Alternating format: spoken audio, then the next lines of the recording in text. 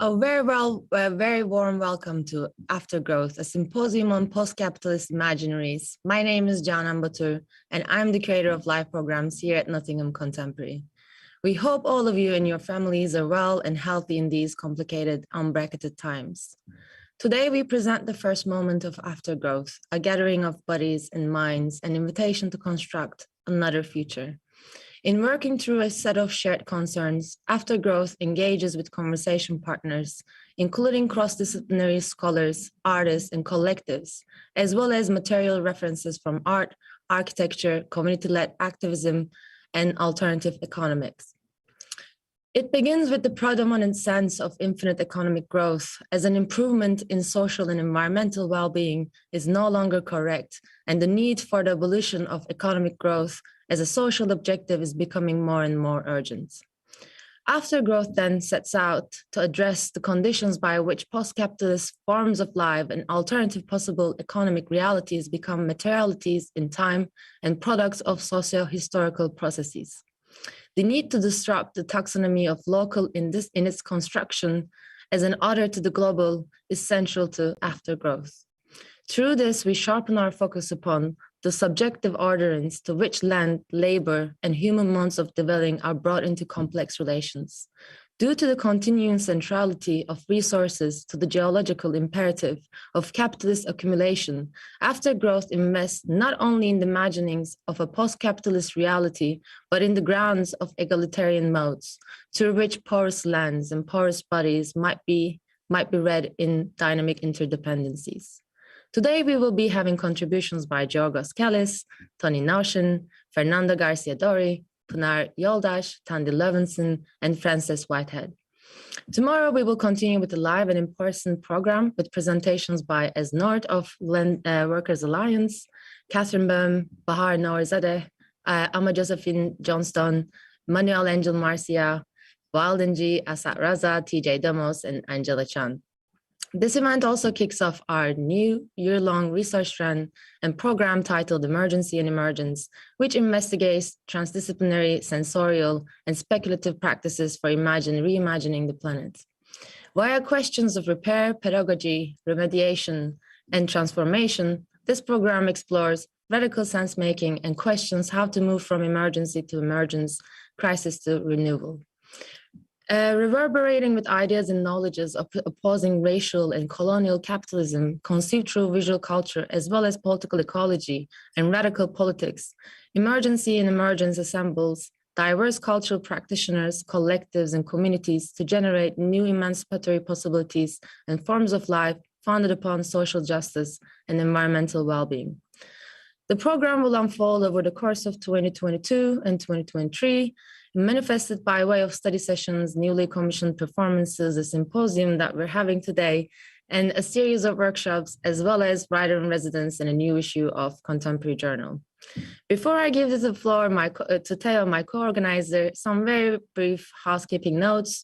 Our live programs of talks and performances and screenings seek to create challenging environments where open-mindedness and respect for each other's approaches and perspectives can foster growth. So please be mindful and respectful of each other's opinions and views. You're welcome to share your thoughts and your questions, your comments, your references on the YouTube chat, and we will fold these into the conversation. And please bear with us, bear in mind that we have an AI-driven live captioning system, a link to which can be found on the YouTube chat that will open in a separate window on your browser, within which you can adjust the scale and the layout to suit your requirements. We would like to use this opportunity to extend our thanks to our funders, the University of Nottingham, Nottingham Trent University, Birmingham City University, and Leverhulme Trust for generously and graciously supporting today's event. I would also like to acknowledge the staff who are supporting us this evening: Jim, Shannon, Helen, Tom, and Craig. Lastly, as with all the events in here in Nottingham Contemporary, today's talk is free to attend, but all donations are greatly appreciated to help support future free programs.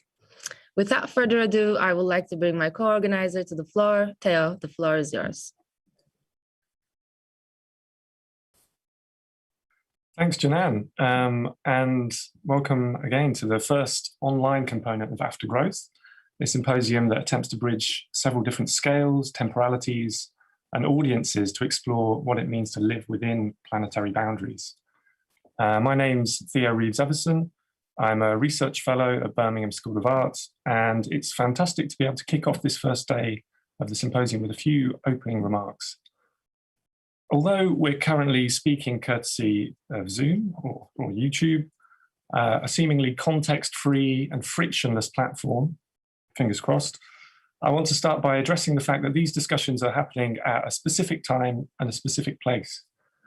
They're happening in a country with a vast historic carbon debt forged in the crucible of capitalism and colonialism, which continues to grow despite the numerous pledges and promises over the past few decades, and more recently in Glasgow.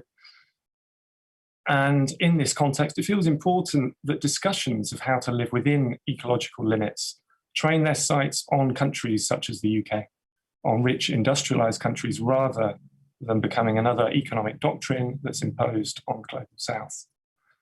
At a more local scale, here in Nottingham, where we're broadcasting from, a target has been set to become the first carbon neutral city by 2028 in the UK, which is obviously something to be very positive about, but the way in which such ambitions are realised opens up key fault lines in how the future of climate change is imagined.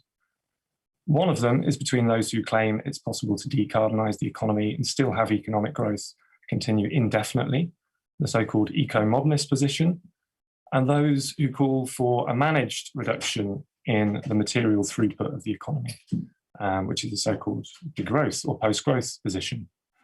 To give you a statistic, and one gleaned from the pages of Kyorgos, one of Kyorgos's book, I should add, if compound growth of the economy is 3% every year, it would take only 24 years for the entire economy to double in size.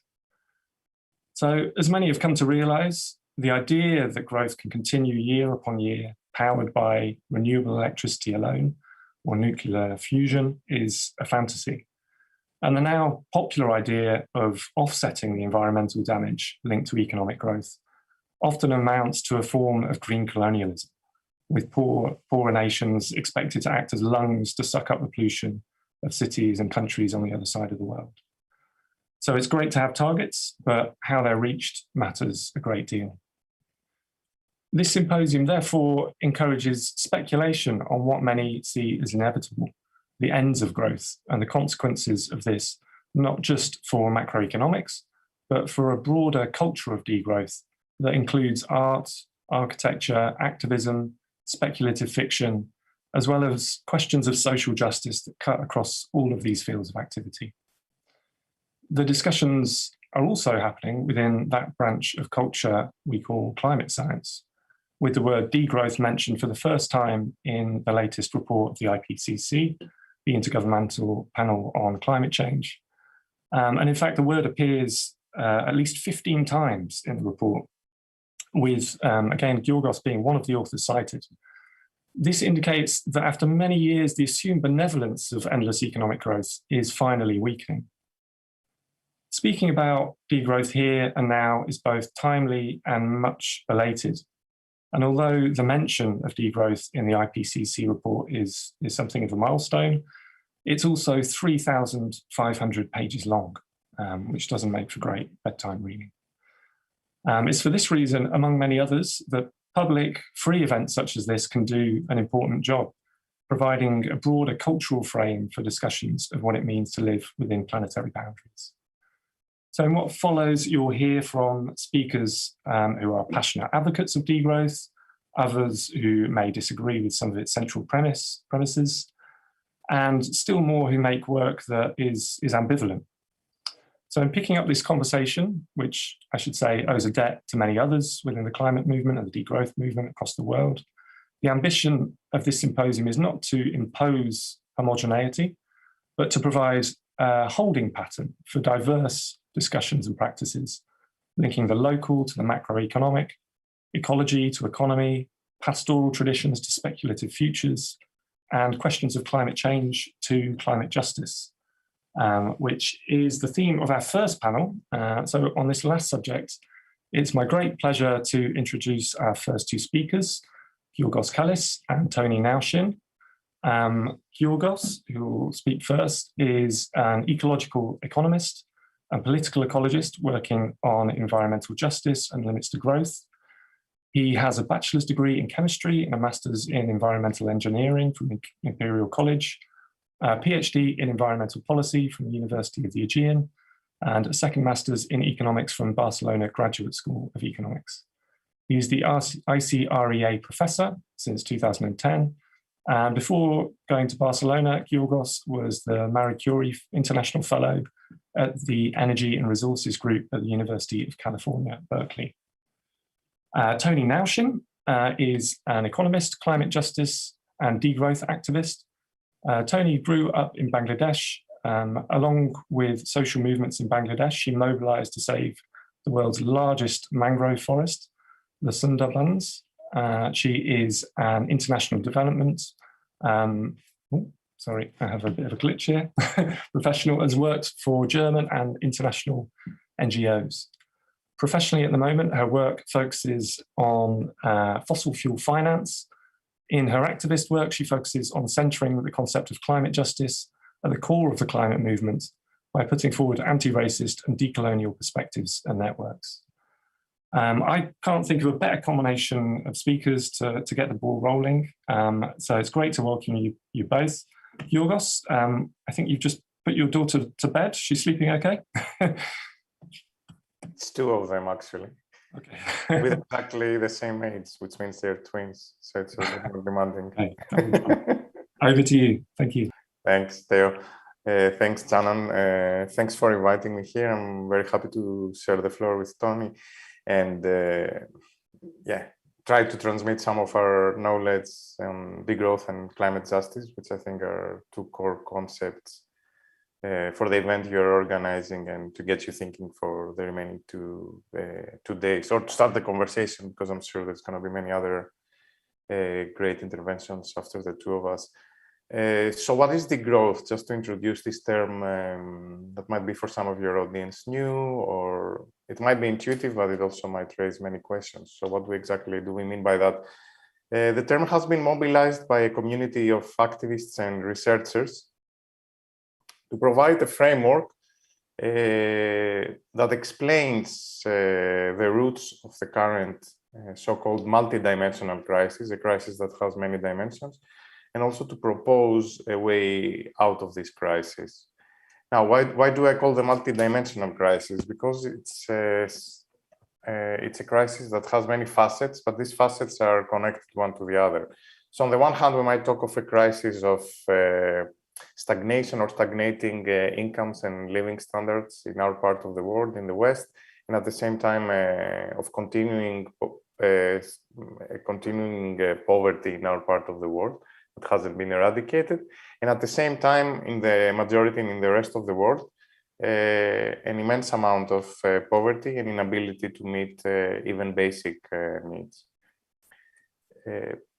But that's not, this economic or material part is not the only part of the crisis. We might talk of a crisis, of a spiritual crisis, of lack of meaning, a crisis where our gods are dead and we don't know where to believe in, and the myths that they are being created as we speak, nationalistic myths, populist myths, are quite dangerous and are quite invoking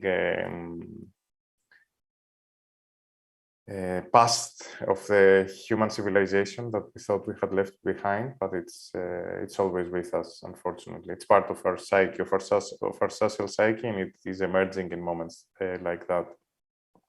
We might talk of a crisis of inequality. Inequalities within the West are the highest they've been for 2 centuries at least. And inequalities between the West or the global North and the rest are as high as they've ever been.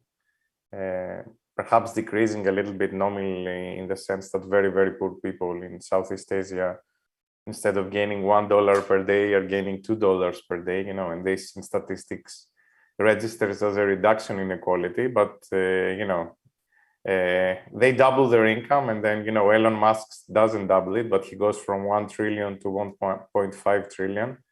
And this counts as a reduction in inequality, right? Because they doubled it while he didn't double it. But that's just an artifact of statistics. The reality right now is that the majority of wealth and more wealth is concentrated in fewer and fewer hands. And this in turn is linked to what we call a political crisis, which is a crisis of democracy. It's a crisis of the democracy because when wealth is concentrated in very few hands, these very few hands, this oligarchy, we might call it, controls the thoughts. Finally, we can talk of a crisis of cares, cares in the plural of social care, of our ability to care for one another and our families and our friends, but also of our caring systems, our welfare caring systems, the ones we depend on. The pandemic made that very clear, but it's not only the pandemic, it's every one of us feels it in their everyday that we are asked to juggle into too many things. From our trying to, people call that euphemistically work-life balance, but there's nothing balanced about it, no? But our inability to take basic care of ourselves, but also take care of those we love. And this is another facet of the crisis. So how are all these facets of crisis bound together? Those of us who talk about the growth argue that if we want to understand the dynamic that drives this crisis together, we have to focus on a core process and a core objective of capitalist society and industrial society, which is the pursuit and the imperative of economies to grow year after year. Year after year at the 2 or 3%, that sounds innocent, as Theo said. It means doubling of an economy in 24 years, but I think you stopped too short there of my example, Theo, because the doubling, I mean, doesn't sound that much. Like, okay, you double in 24 years. The thing is, in 24 years more, you're like 4 times bigger, and in 24 years more, you're 8 times bigger, and in 24 years more, 16 times bigger. That's the power of compound growth. So a very innocent 3% per year translates into a global economy that it's 10 times bigger by the end of the century. So big as it is, our economy now, it has to be 10 times bigger by the end of the century. Obviously, such an enlargement of the economy has a footprint, has an ecological footprint, like changes the Earth. It's what we call the Anthropocene, that our changes in the surface of Earth and in the deeper surface of Earth, we have left our mark now. And it's obviously that if we move 10 times more materials, 10 times more energy, 10 times more occupied land by the end of the century, that this has a dramatic environmental effect. And it already, the doublings that have taken place since 1900s or the 1900s or 1800s when capitalism appeared are already the ones that they're leaving their footprint and they're causing the problems we have now of climate change, etc. But we need to understand a little bit more holistically what is growth, the process of growth, to understand how these different problems and how environmental problems and the inequality problems that Tony is going to talk about, how they are linked. So what is growth at the end of the day? Growth is basically a process that started with capitalism, and it was a process that meant that surplus, extra product is drawn out of the work of people, and this extra product is taken by a few people who control the means of production, and they invest the surplus to produce even more in the future. To construct, if you want, machines that they can produce even more and even more and even more. Now, the beginning of this process of growth is the drawing of surplus. It means that people produce something, but they don't have control of everything they produce. So there is some excess that someone else takes and can invest in the process so that the whole grows and grows bigger. That's the source of growth. So from the very foundation and from the very beginning of this process of growth that appears with capitalism and the industrial machines in England, as you said, in the 18th century, but then quickly takes up in the rest of the world, first in Europe and then increasingly expanding. There is a fundamental imperative for this to take place to suppress as much as possible the costs of this process, to suppress the cost of labor, of people, to suppress the cost of natural resources, to suppress as much as you can the cost, so that you grow, you get a bigger surplus or excess out of the production process, so that you can invest it and grow the economy. If you were to pay people back exactly what they produced and people were to consume it happily ever after, you wouldn't have growth. So growth is a process that fundamentally depends on this cheapening, depends on cheap people, cheap nature, cheap bodies, cheap everything. When growth stumbles, as increasingly is the case now, because it will stumble sooner or later, because these doublings every 24 years, every time they are bigger and bigger doublings. So at some point it gets like really difficult to sustain these doublings. So when this process of growth stumbles, the natural reaction of the system is to try to suppress the costs, to squeeze as much surplus as still possible out of production. Squeezing these costs means what? Means keeping people poorer than possible so that they are working for a minimum or below minimum wage. It means trying to move production to other parts of the world where people are poor and they can be exploited. It means trying to go to other places of the world and get resources as cheap as possible, fossil fuels, oil or minerals or whatever it is that you need, but at the lowest possible cost. It means trying to push as much as possible from this cost of production back to people and their families, that they have to take care of their own, they have to take care of schools, they have to take care of children, they have to take care of their own health. So again, that the cost is suppressed to its very minimum so that you get some more surplus out and you can keep the economy growing. Now, the more the economy is bigger and it's more difficult to grow, the more you have to suppress the people and squeeze more out of them. And this is where we are at now. And this is why I argue that the different facets of the crisis that we see, from continuing poverty to stagnating and decreasing living standards, to the crisis of cares, to the increasing inequality, to the destruction of the environment, which is treated more and more as a cheap sink or source of materials, it is linked to this imperative of the capitalist economy to keep growing. So that's what we mean by degrowth, is a holistic theory of explaining our current moment and how what might appear as different crises, no? You might argue, no, what's happening here and what's going on, what happened in Iraq or what happened in 2008 and what happened with the pandemic are unrelated things. No, they are related, but because they're different facets of this process. Now, that's the understanding. What's the counter proposal? The counter proposal is to try to build up a different economy and a different society that can live well with less and with little, by sharing and by redistributing what we already produce, which is quite a lot. It's at a global scale, it's more than it has ever been produced in human history. And in every single country is the most they have ever produced in our lifetimes. So there is an immense amount of wealth accumulated and of product produced, and still it is not distributed in a way that people, the majority of people, can live decent lives. So when we talk about the growth, we mean about slowing down and sharing what already exists, and even less than what already exists, in order to live well. What is the basis for doing that? The basis for doing that is what we call the commons. It is people coming together, self-organizing, organizing their own forms of production, of consumption, and living well by relating to one another rather than by trying to buy private goods in the private markets.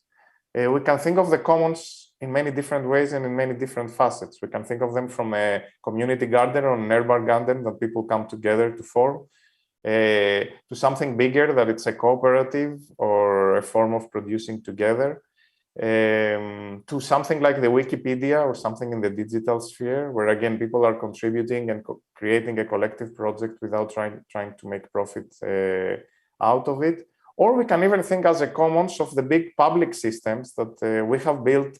And when I say we, I mean the working class with huge struggles, the systems of public health, of public education, of mutually taking care of one another, free of cost, and with our own contributions and our own work that each one of us does as citizens of a nation.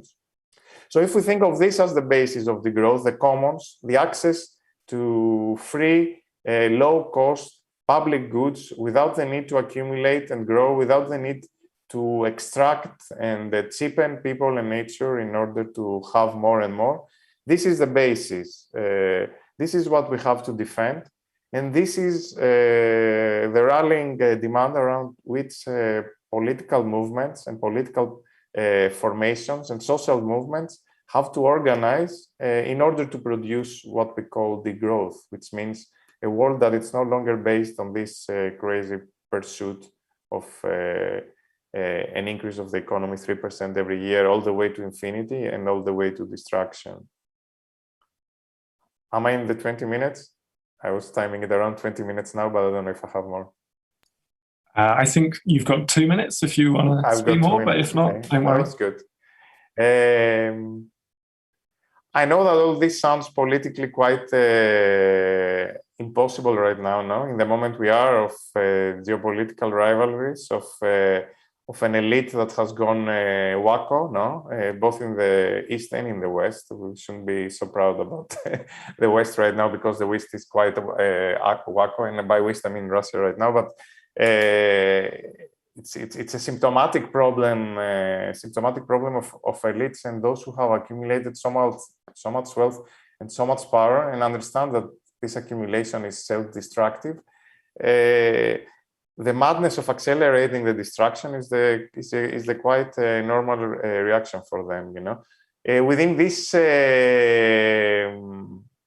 dynamic, I know that for common people, for working people, our ability to change this seems as weak as ever, and our collective institutions, the social movements, the political parties, the trade unions that have done a lot of the struggle in the past are not at their strongest. So in that sense, I understand that the moment is difficult, but where I take inspiration from is from the fact that humanity has never stalled, you know, and social change has never stalled, and social movements and people have always managed to bring progress against brutal regimes and against brutal violence.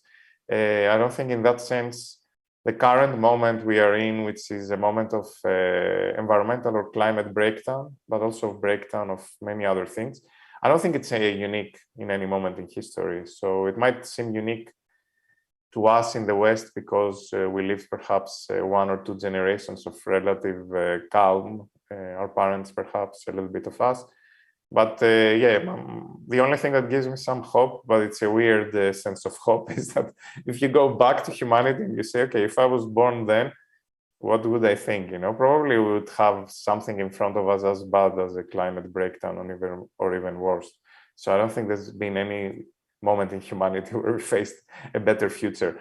So, but at the same time, things were also improving and there have been social improvements. So we have to understand that change is this weird mixture of disasters, distractions, injustices, but also a constant move, I want to think, towards more justice.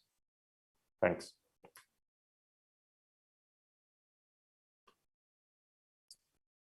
Thank you. Yeah, what a kind of rich way to kick things off. Tony, over to you without further ado.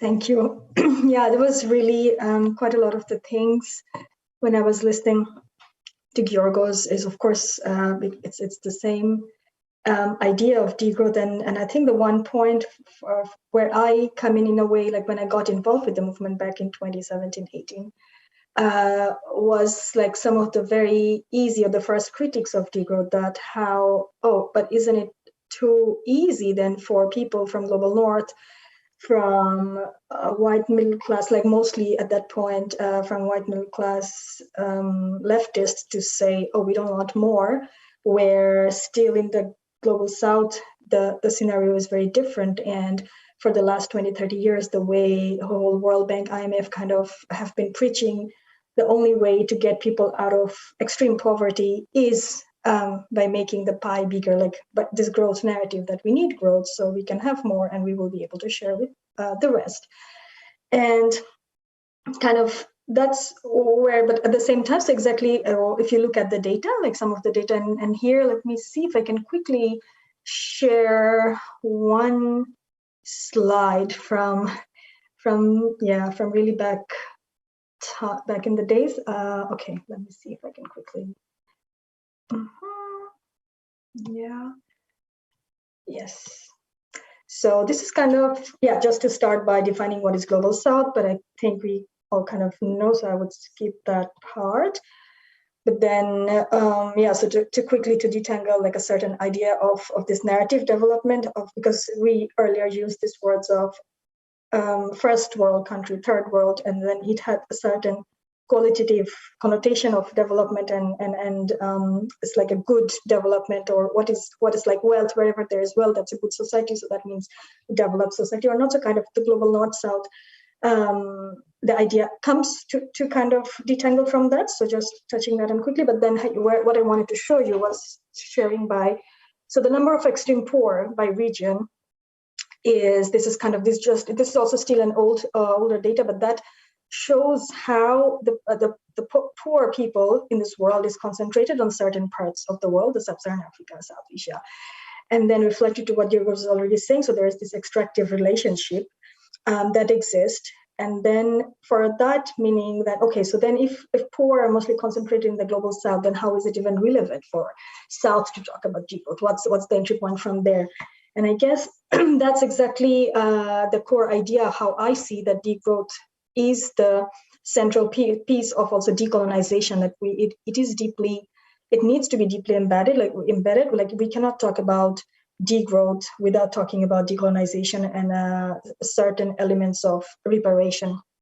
And that's kind of the connection. And then just to quickly also debunk this whole myth of how by growing more, we can lift all of the people up, because that's also one of why even today, especially for the countries in Africa, in South Asia, growth is a very strong, like you cannot even critique the way you could talk to some spaces in Germany, in Europe.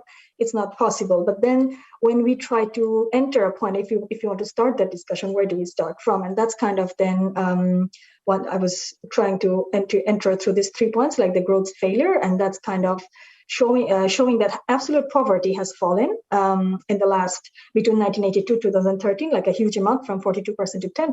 But at the same time, so we see globally there has been some convergence of inequality, but within countries, inequality has increased to an absurd amount. So exactly referring back to what Giorgos was saying, that we see, even though we are generating more and more wealth, but this wealth is not being shared. And because of this dynamic, so this is also a lie, no matter how much we keep producing, it's not by producing more, by growing, we will be able to put people out of poverty. And that's, again, like, so this similar number, like looking at if we really wanted to take the poorest 10% cutoff and bring them to the same amount of income that the 10% richest has, how, and then through the growth narrative, if you want to you try to show that, like, yeah, by growth we can achieve that.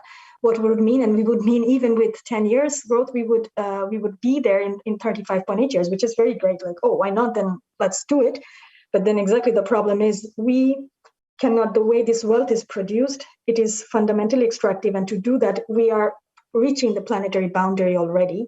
And so this is physically, it's not possible. So this narrative, it's kind of, that's why we have to bring and say, yes, this is amazing. We can make everybody rich in just 10 years, like in 35 years with the 10% growth.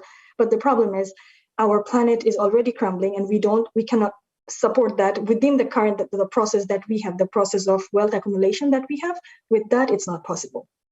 And this is kind of, again, just to quickly refer back how, so what do we mean? What's the process? So then just, again, referring back quickly, so it's all like what Giorgos said, just connecting that again a bit. So then development in the North happened fundamentally at the cost of South. So this huge wealth that we see today, or that is often gets preached by the World Bank, IMF, and as a role model, oh, look, you need to be like, I don't know, like USA or to Bangladesh. They go and be like, to achieve the level of consumption, the high living standard for Bangladesh, for India, for Bhutan, you need to do this thing. But the problem is they never talk about, like, what we never talk about in the main development discourse, in this whole economic, the mainstream neoclassical development discourse, is that this history is, so the history fundamentally includes this whole mineral accumulation, the extractivism. There was slave trade. There were bodies of people that were taken away from whole continent.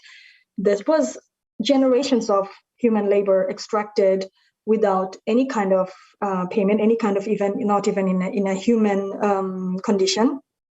And then there is how those relationships still continues today, is a lot of the old big traders, a lot of these big, even slave traders still exist today, and there's direct connection how some of them are also the big financiers, some of them are like the big corporates' money. So this primary accumulation that happened through a very unjust process is also the core and the wheel of today's this highly industrialized world, and that's running like it's kind of connected all over.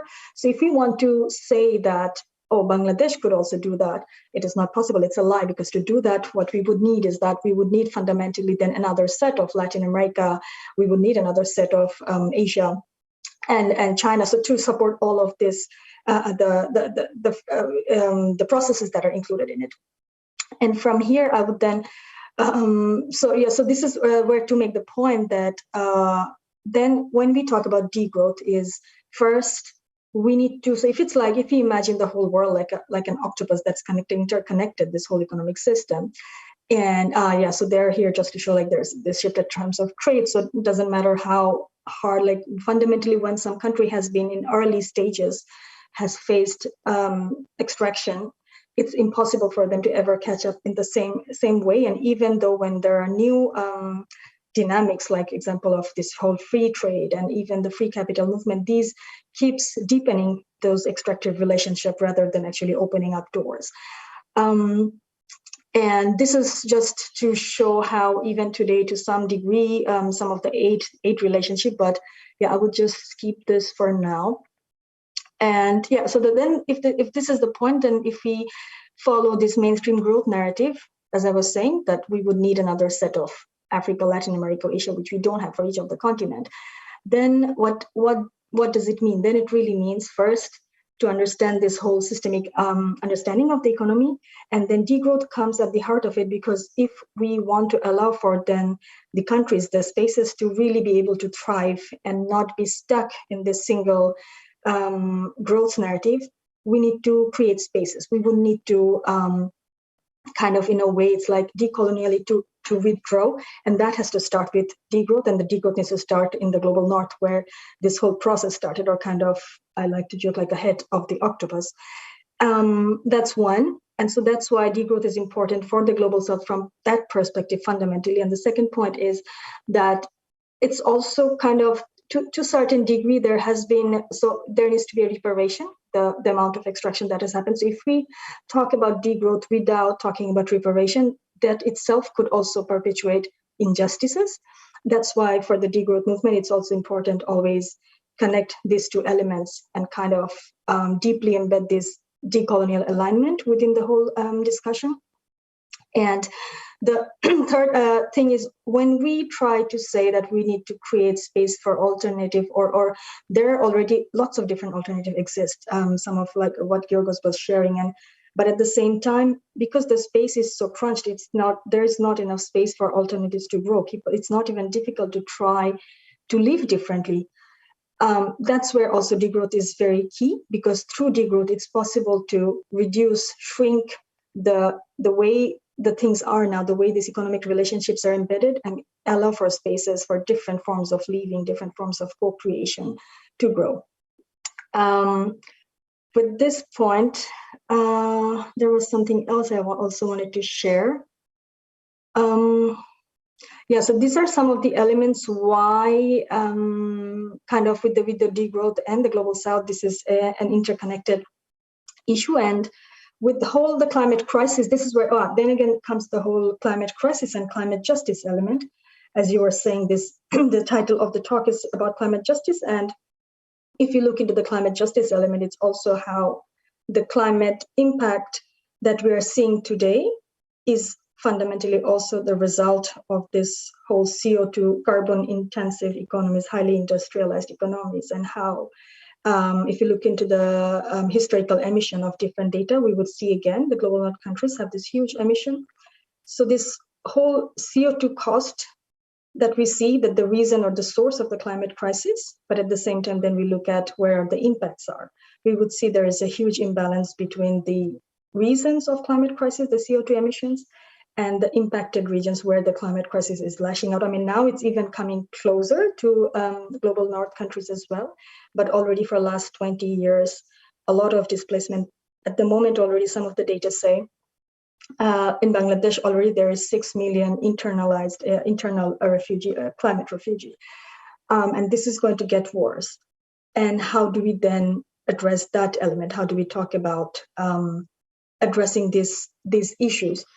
And to even talk about climate justice, that's where degrowth also becomes central, because this can also open up this door about what way do we do reparation, what way we want to allow for space for different countries to even take the responsibility for what has been done, the damage that has been done, and kind of find new ways. So when we talk about climate, if you think climate justice as just so climate crisis, first of all, climate crisis itself is not a technical problem. It's not just the CO2 in the air. And if you just could find a way to take out all the CO2 or do some geoengineering, we will be fine. So that is not at all the case.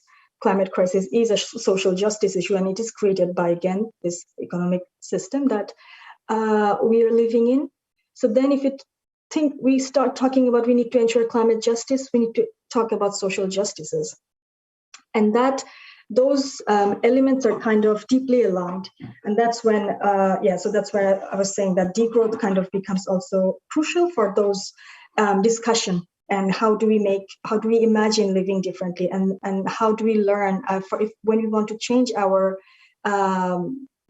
pathway? So if you want to move away from this whole growth discussion, what do we go towards? So one is kind of learning from different communities that already exist, learning from indigenous communities who have been living in this planet way longer than this modern civilization and never have put this planetary pressure that the Earth is now experiencing.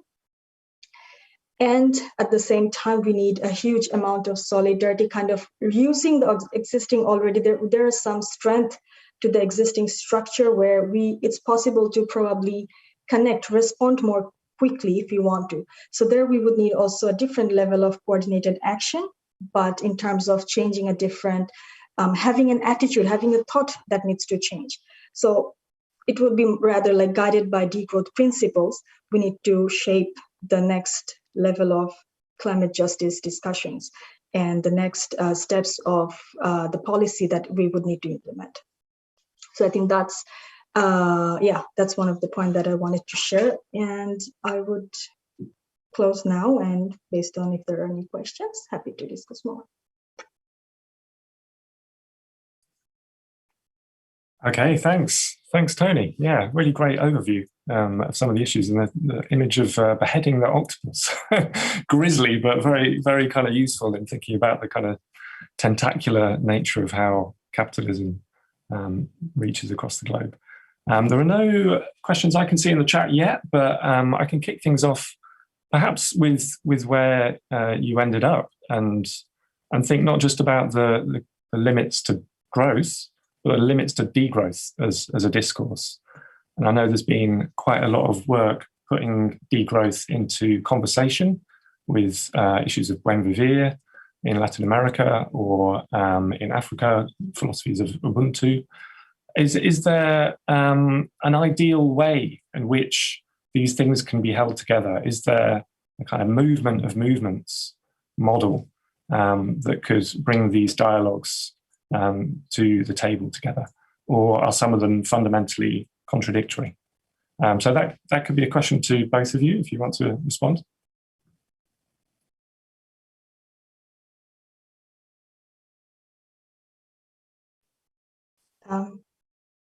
I could go. In terms of, there has been, so from my knowledge, there has been efforts to create spaces where these different movements are coming together and discussing or sharing ideas. I think one thing we need to, or what also from the degrowth movement side, that we want to create, we push for pluriverse, no? So then this, and I often find it that for many, it's very difficult within the whole, because that's also the whole the way the scientific philosophies at the moment, we have this very strong urge to kind of find one unifying answer to all this standardization. There's a strong need to standardize. There's the strong need to bring everything into under one standard formula. But I guess this is also where we need to break away from that thinking, and realized that we would learn to coexist in plurality and at the same time learn from each other, but not necessarily needing to agree on many things. And here I quickly want to share this. I was very recently in a conference where we had a beautiful, very powerful workshop from indigenous community from Latin America. There were three different communities. They came together, and there was this discussion. And one person said that how do we create one single epistemology that could allow or that could host all the different epistemologies? And the question itself is very ironic. It's like a oxymoron. But then the response from this indigenous leader was, he said, so within the indigenous communities, there's no single, so it's very diverse, no? Like there's a different worldview, there are different stories, a different way of connecting with the world, but there are just two things that are common. And with these two common things, the whole different indigenous groups are connecting and like living together. And these two are, one was, he said, the nature, the way they understand nature, and understanding human as a part of nature, that's common amongst all indigenous communities. And the second thing is that we think about community, like communality. It's not about individual, but it's about approaching problems and solutions from a communal perspective. And these two are the common things amongst all the indigenous communities. And within that, there are diverse amount of like thoughts, stories, and then differently connecting to things, practices, medicine. So all of this had this huge space to be different. And I think that I found very powerful. And I think this is also something that we need to learn more as well from our movement side, and also just generally in a lot of our discourses. So Giorgos, I don't know if you want to respond to that, but there are quite a few questions in the chat now, so I could... No, I think Tony covered it pretty well, so yeah. I can take care of some of the ones in the Sure.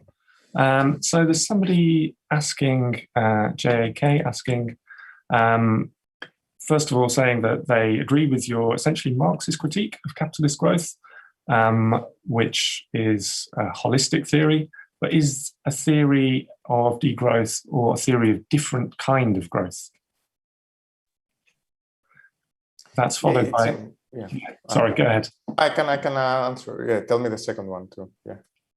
Okay, so the second one, could Giorgos perhaps elaborate on the self-contradictory relation between growth and freedom, i.e. the capacity for collective self-legislation and self-development, which can be understood as a form of growth in its own right?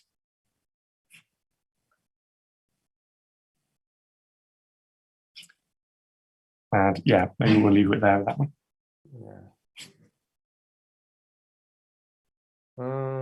I think it's a little bit of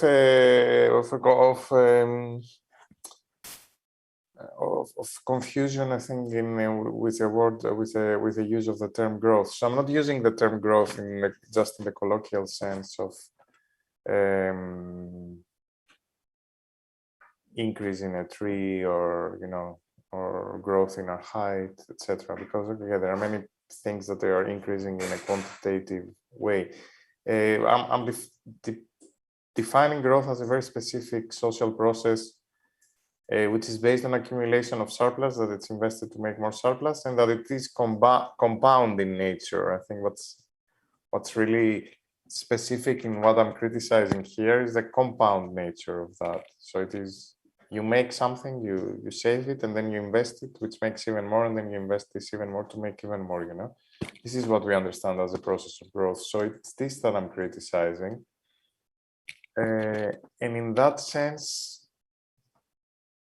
I'm not calling for a better process that does the same thing, that grows exponentially to infinity. And I'm also not calling for a better process of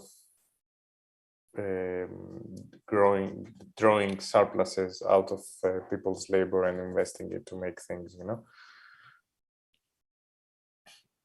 I'm basically calling for rethinking this very process and thinking in what other ways societies and civilizations, what other ways have they found to achieve well-being and living well without going through that process of constant expansion. That it's by its very nature is a colonizing force, because you have to move to new places, you have to go and do things elsewhere. You know, when there is a constant driver of cumulative or compound expansion.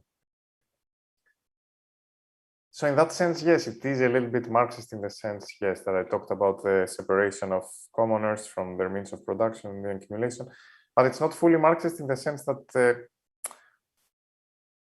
I think where I depart from more classic accounts of Marx,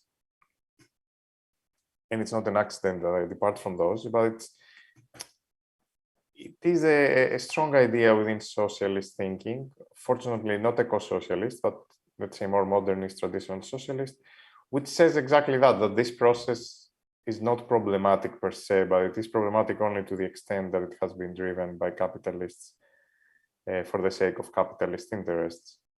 That's not just a theoretical thing. I mean, when revolutionaries threw capitalists away out of their countries in Eastern Europe, etc., they tried to emulate this process, but without capitalists. So they tried to emulate with the representatives of workers to the extent that they weren't really, but the governments, the communist governments in power, trying to emulate this process of, again, drawing surplus out of workers and investing it in order to produce even more and even more and even more.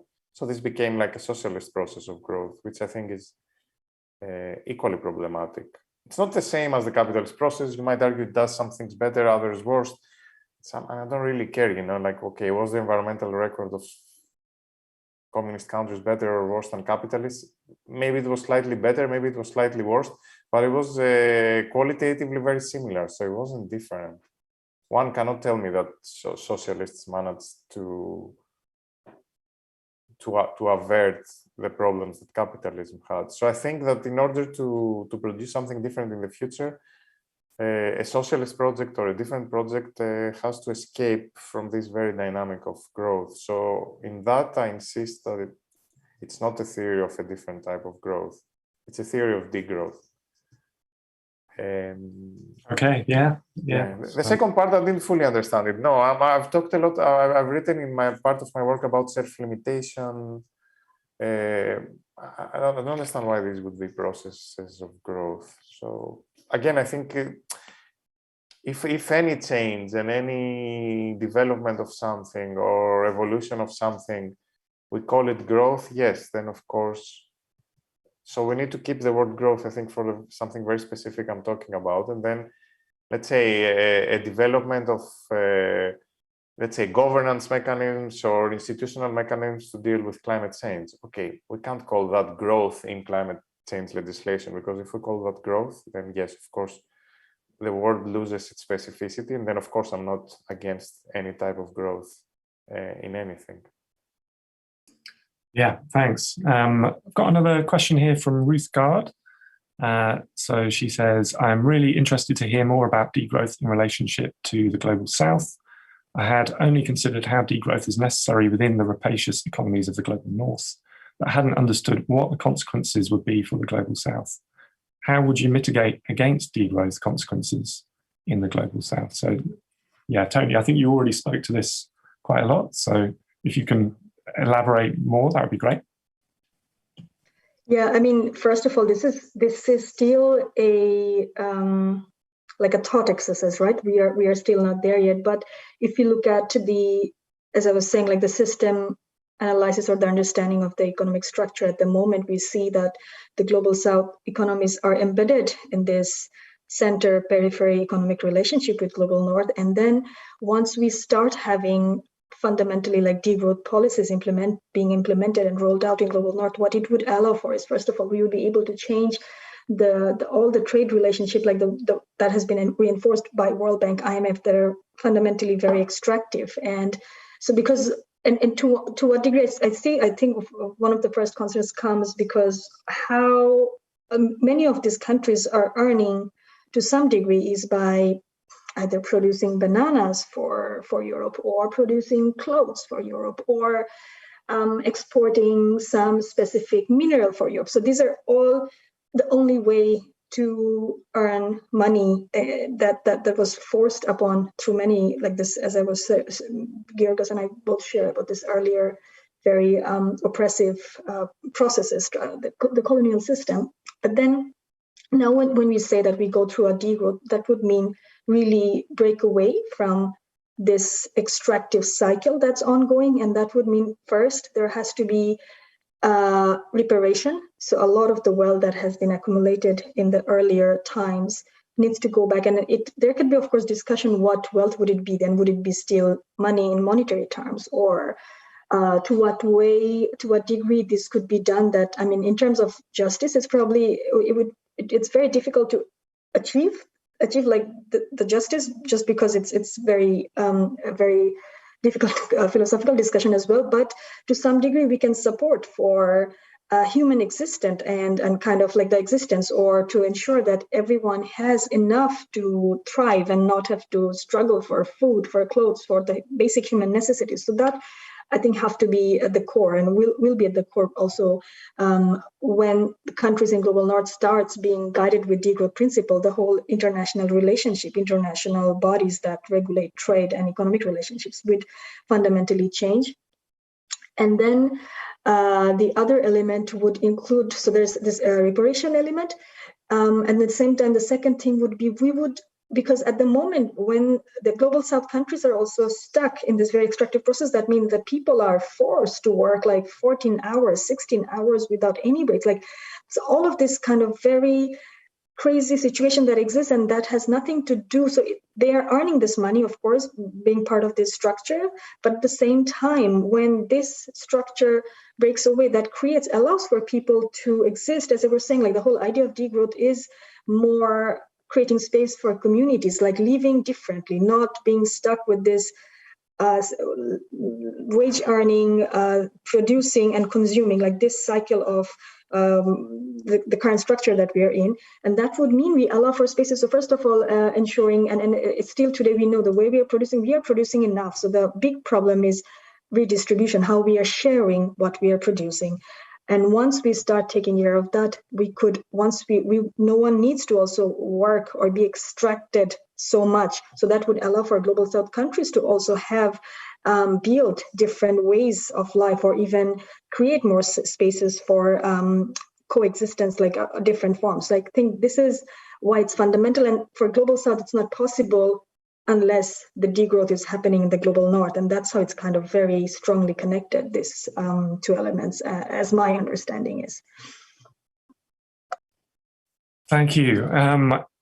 Unfortunately, it's 3 o'clock already in the UK. I think we could carry these conversations on for another hour, but hopefully there will be opportunities in the future. And in 10 minutes, there'll be an opportunity with 2 other speakers. So thanks again, Tony and Georgos, and I'll see everyone else after the break. Thanks.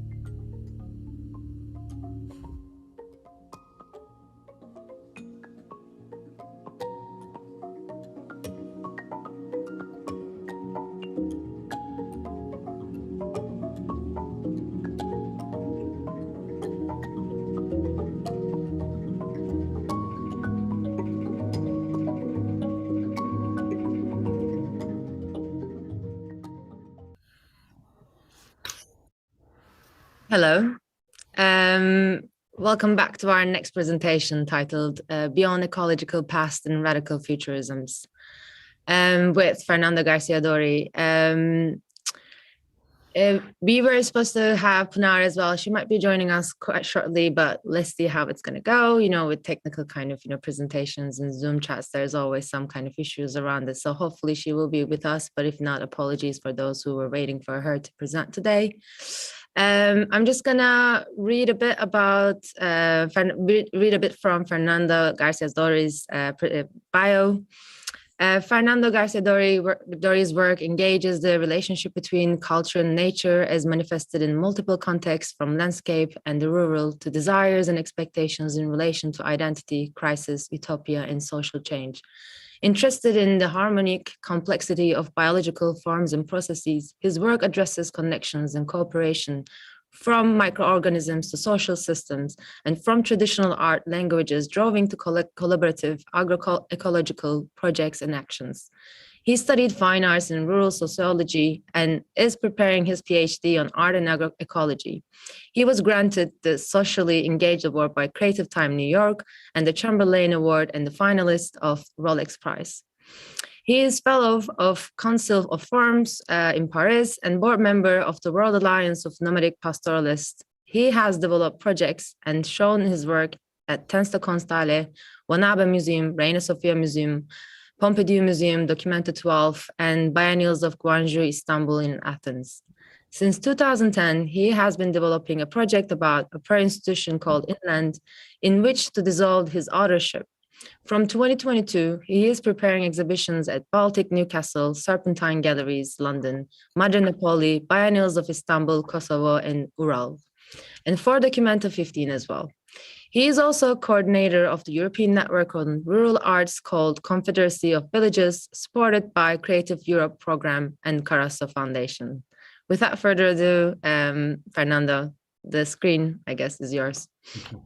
Thank you so much. Thank you for organizing this symposium. I think it's really important we find a moment amidst the kind of feeling of despair after despair, no, and growing global instability. And I'm very happy to have this chance to share time with you, and again to see and to be in dialogue with Theo, who contributed very kindly to the Inland program, and also to have the chance to react to the previous contributions by the friends that were speaking before. I think that they were placing already, the main elements of an analysis that we have been looking at and developing. I personally also come from the not only studying art but also ecological economy as part of agroecology. So I think that within this understanding of the current form of metabolism, of the global natural resources, and how it applies as well to the submissions of the majority of world's population, and social ecology understanding of the dynamics of exploitation, which would explain. I think that soon we should start to talk more than of an economy of growth and a growth-based model. Should be just called, I think, extraction, exploitation, and waste, because even growth could have this positive connotation of growing, of progressing, and so on. And even if we are challenging that and posing the question of the necessary growth, I think that we have to understand that our economy is more than reproducing the possibilities for the extension and continuation of life. Is more based on extraction and exploitation. So I think that the concept as well of I needed justice in terms of the new form of accessing resources and distributing as well.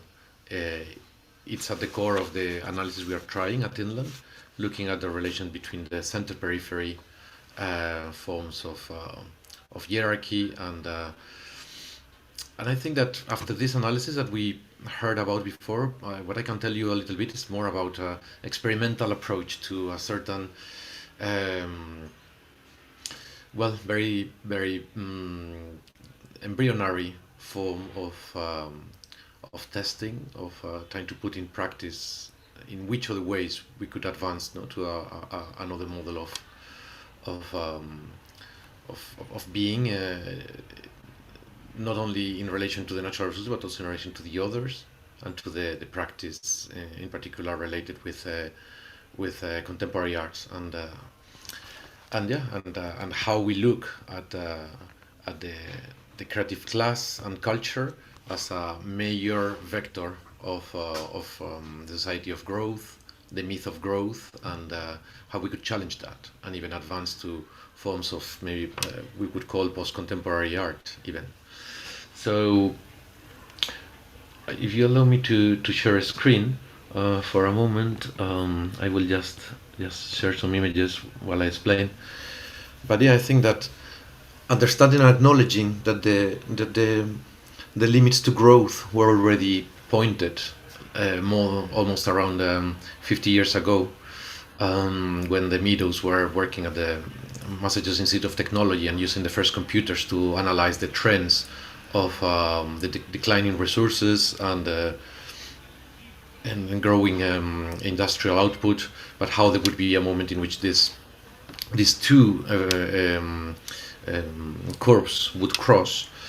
It's interesting to realize that, yeah, the big bestseller this book was, and the big, let's say, shock that the study produced at the time has just become like somehow part of the of the everyday. No, it's there is no longer. No, I think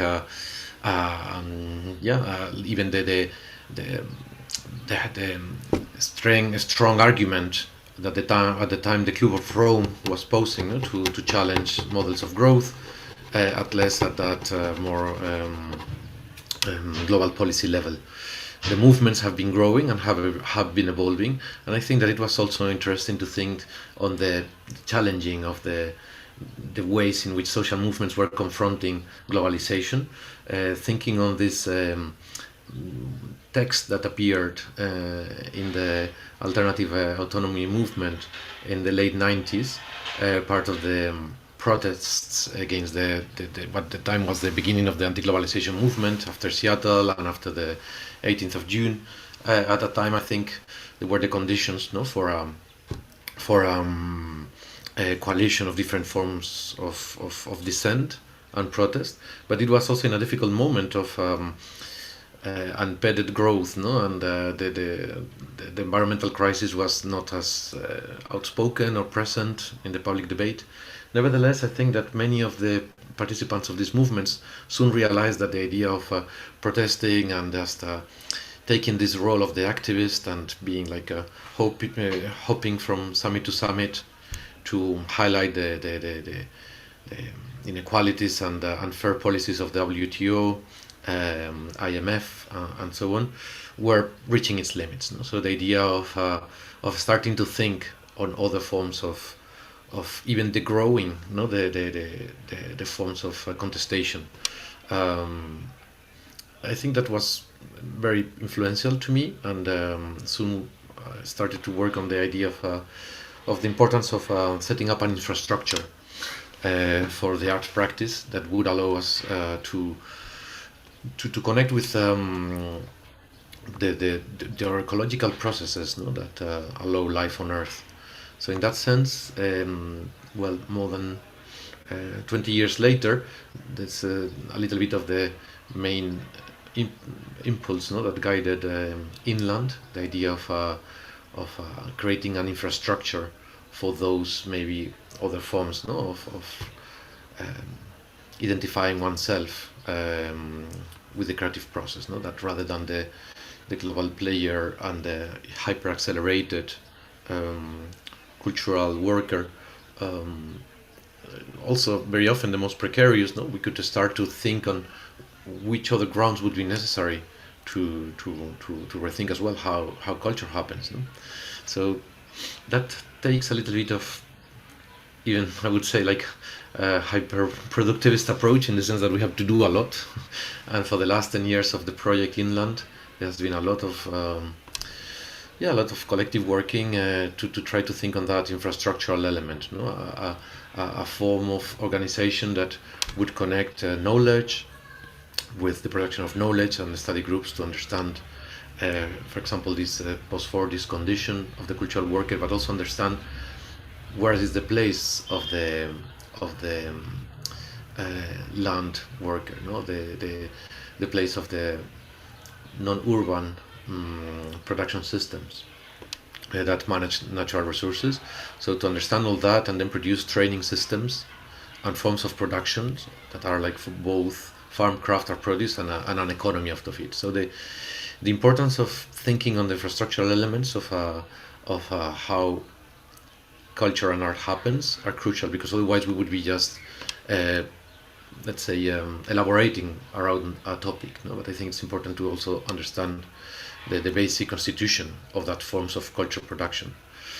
We started to look at the very unbalanced form of territorial use, and in terms of demographics in Spain in particular, there is a huge concentration of population in the main cities, the red areas, while 80-90% of the land is in risk of the population. But what is interesting is also that from all that, let's say, rural areas, we could analyze them from a demographic point of view, or also from the cultural aspects and so on. But the important thing is that in Europe we have been moving, no? And there have been policies intended to produce that shift from a land-based economy, no? To a more services, even post-industrial economy, with a resulting 2 or 3% of the population in Europe working in the land and from the land. And that's interesting because it relates very much with the possibility of reconnecting with other forms of existence that I think are at the very core of the necessarily rethinking of the culture of growth. What I mean is that the lack of understanding and contact of, for example, the seasonal cycles, the cycles of growth and decay in the context of the land, are at the moment as preventing us, you know, to find other way through this exhaustion and the need of change we referred before. Just to mention, for example, in this other map, the dark green areas refer to parts of the land in Spain in which you have a higher concentration of landless workers, so people that are in a precarious condition, depending on seasonal labor for the big estates and big landowners. And that's interesting because we were mentioning before the need of the colonization process to be paired with the growth.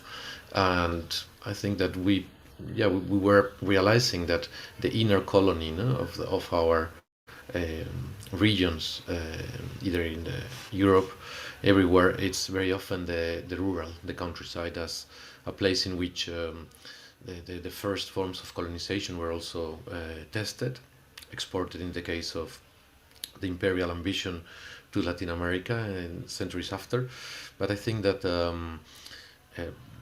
it's interesting to look at the same time those areas that have been left, no, at the expenses of the growth of the cities, very often concentrate the higher biodiversity. So mountain areas, as we can see in this map, or the places I was mentioning before in the border between Portugal and south of Spain, concentrate what is called the high nature value farmland in Europe. It's interesting also to see the north of Scotland, where we also are very much aware of that process of the displacement of the local populations, the process of enclosure of the commons, and as a necessary part or reverse of the industrialization. So the places where certain practices were left are also places of, let's say, abundance, no? So the growth associated with abundance in terms of biodiversity.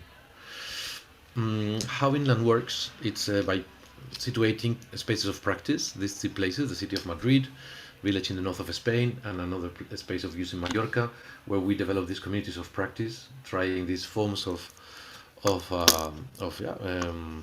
resetting perspectives, understanding forms of this other, well, as defined by the Andean cosmologies, sumac causae, or good life in Quechua, and then how these actions and ambitions are not just enclosed in our, let's say, bubbles of action, but also projected through this global art world, part of the contemporary art dynamics, or the pastoralist movement we are part of. And these are some of the main lines of work we are developing at the moment, both infrastructure, habitat and production, economy and network, and then the question of training and knowledge. We are developing currently a form of training for cultural producers to connect with land-based processes and a relocalization of the practice. So in that sense, inland should be understood as a amorphous and also multicephalous structure with the production of cheese, or the empowering of a peasant movement, in this case with the indigenous pastoralist and nomadic peoples movement we are part of, as well as producing books and knowledge and establishing these spaces of practice. Something interesting is, at the core of this, is like to start to test forms of looking at the possibility of the growth at the scope of one's lifestyle or way of living. So since 2004 we started Shepherd School, and since then we have been training hundreds of people who, this year we have 180 applicants, who want to look at the idea of connecting with the land and with another economy based on the sustainable use of natural resources through pastoralism. Now, this could be seen in both senses as a way to challenge the romanticization and the pastoral discourse of the land as this place of retreat and escape, and at the same time to really pose that it's by this relation with the environment where pastoralism happens and with the animal that the mechanization of the self can happen. Yesterday we were having a discussion with Jocelyn Porcher. She's a very interesting writer based in France. She's producing with her flock, but also analyzing the need to find a regeneration of basic social and human values in relation to food production and livestock systems, in between the industrialization of the countryside and industrial livestock systems and the negation of the possibility of working with the land in pastoral systems that for example, the animal liberation and deep ecology, radical environmentalism could pose. What she's meaning is that the idea, for example, of moving into lab-grown meat as an alternative to the exploitative and industrialized form of livestock of current capitalist corporate farming system, it's actually just ignoring the possibility of that mutual influence that the space of agroecology allows. Agroecology in the sense that we are not just looking at the ecology of a natural world far from us, but we are looking at how we are placed in that ecosystem that becomes an agroecosystem, that is grazed, that is cultivated, that we're part of that cycle. And I think that's at the core of the growth, because at the end what is happening with the industrial livestock system is actually the industrialization of life, the servitude mechanism that is very well explained, following Foucault and Agamben and many others. So creating these opportunities is like rethinking how far we can reconnect with other forms of mobility, for example, walking with the sheep 4 kilometers per hour, and also understanding the demands of what would be like 300 million of people that live in these global grasslands. We can see the different ecosystems from the tundra to the desert, and the demands of most of the indigenous and native nomadic communities around the world. We organized a gathering of nomadic peoples in 2007. That gathering gave shape to the World Alliance of Mobile Indigenous Peoples and Nomadic Peoples. And it's also interesting and another form of contradiction, no, to be now taking part of UN discussions, for example, during COP26, and also now, 2 days ago, we had the news that after 3 years of work, we managed the General Assembly of the United Nations to declare 2026 to be the International Year of Rangelands and Pastoralism. Now, this can be seen as a form of symbolic, no, representation of the importance of human rights or childhood amidst the continuous dismantling of these forms of economy and life. But nevertheless, we want to pursue that space of influence and representation. And just to tell you a little bit more about this process of, maybe, as we were talking before, the idea of how to transition to that form of post-growth living that, as Kate Soper was posing, could be also an alternative hedonism. No? So we are working in the space we are recovering, the north of Spain, and connecting with students from different disciplines and with our own practice in the land as a form of learning. So here we have an architect, a sociologist, a landscape engineer, and Nell, our colleague shepherd in the mountains, working in the commons. And that's also interesting, no? How the commons, in this case, the mountains, are kept as commons as far as you use them. You know, and once we change our forms of economy and making, no, and just talk about possible commons, then the commons cease to exist. So we engage the different, and we keep doing, no, the different practitioners from different fields with these cases of a study, or start to rethink them, no, from that point of view of the necessary reinvention of the growth strategies.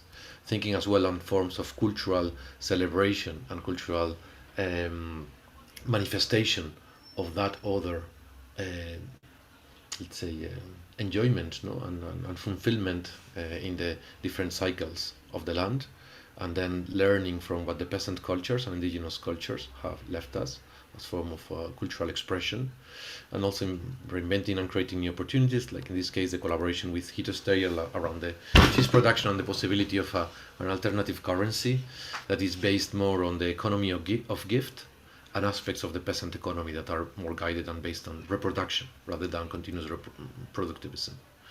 So maybe just to end a little bit of the project in Mallorca, because we take the space in Mallorca where we work in as a case of, we're thinking as well the idea of consuming a landscape, no, and how also tourist economy with this speedy, no, all included form of relating with the land is maybe far from the idea of an expanded landscape. And we start to work with the neighbors of the village where we are based, and thinking also, taking also from Anna Halpring and other forms of performance related to the landscape and the territory, and developing like workshops for styling or walks with a local hunter to understand, no, an ecosystem that becomes just part of a postcard but invisible in terms of its dynamics.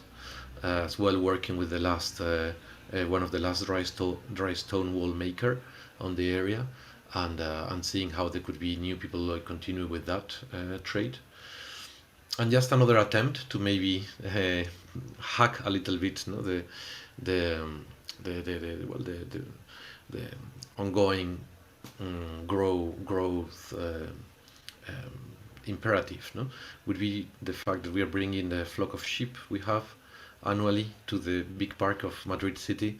We were thinking as well on forms of inhabitation of that space, and working with architecture students, and thinking on forms of creating a space that could be hosting both the flock but also our intended public mobilization. So in this case, this temporary architecture works seasonally as a greenhouse, but it's also like a forest flock classroom from which we close the cycle from the animal to the product that we can eat in the city. And then also it's a sort of a window, no, for the people in the city to reconnect with aspects of forms of life that are starting to be forgotten and start to be like far from the everyday, and developing different cultural strategies. That here, for example, this is the mobile dairy, that is also a temporary radio station. So to end, I think that the main one of the main projects we are looking now is at the production of new commons in relation to the recovery of 6 hectares of forest where we are, that was planted with eucalyptus, a fast-growing tree, and how it could be actually redesigned, reforested with slow-growing trees like chestnut and oak, native Atlantic forest trees, and also bring other elements like what we call the agro-silvopastoral systems, no? So that involve as well pastoralism, and we're thinking this idea of rewilding, that very often it's just the other side of the continuity in the displacement and concentration of people in the cities, and on the other hand, this idea of nature reserves that are like for recreation, no? And far from any capacity of agency and reconnection with the resources. That I think is very needed, no? In order to reclaim that autonomy and other form of the other economy we're talking about, no? The economy of reproduction more than eternal production. So I think I would leave it here, and I don't know if we have the chance of having Joel Pinar with us, or we can do a bit of debate. No, unfortunately, I don't think Asha will be joining us today, but thank you so much, Fernando, for your brilliant and generous presentation. I mean, a lot to think about and a lot to unpack, but I just want to kind of like go back to what you were talking about with this kind of education model that you started mentioning very briefly, this kind of, almost post-master's program. So can you talk a bit about how you run that and how that kind of like works within the context of Inland, and how those knowledges that you culminate maybe through that format somehow affects the ongoing kind of like process and unfolding of Inland as well? Mm-hmm. Well, this is the first year. I mean, we started with new curriculum for 3 years, but we soon realized it was very limited in terms of time, because we were working with the participants for around 3-4 weeks, and now we are going for 9 months. But we think we are still in a transition mode in between what would be a more itinerant and intermittent mode of learning, in which we gather monthly, to a more situated and durational engagement with the places we are in, taking them as a sort of a campus, no?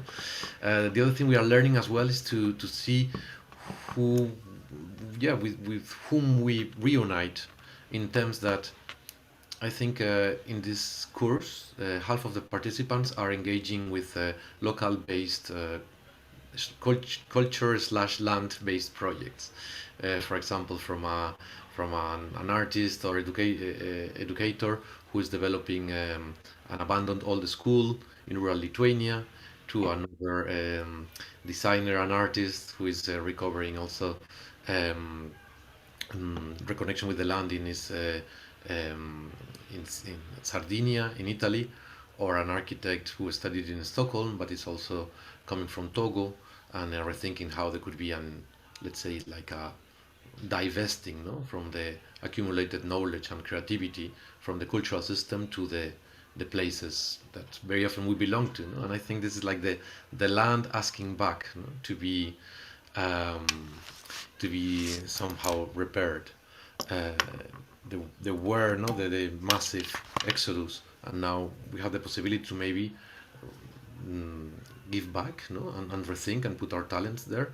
And I think that the course is trying to give the capacities and accompany the process of designing those sort of projects, like how you would learn, for example, to develop process of participatory action research, taking from critical sociological studies and methodologies of analysis and activation. So your proposal is not just coming from somewhere, no, in a genius mind, but it's actually connected with the conditions of the context, to forms of expanding these different stages in the process of designing and shaping an agroecological process, by including different capacities that the evolution of the cultural knowledge, the cultural languages and art have given us.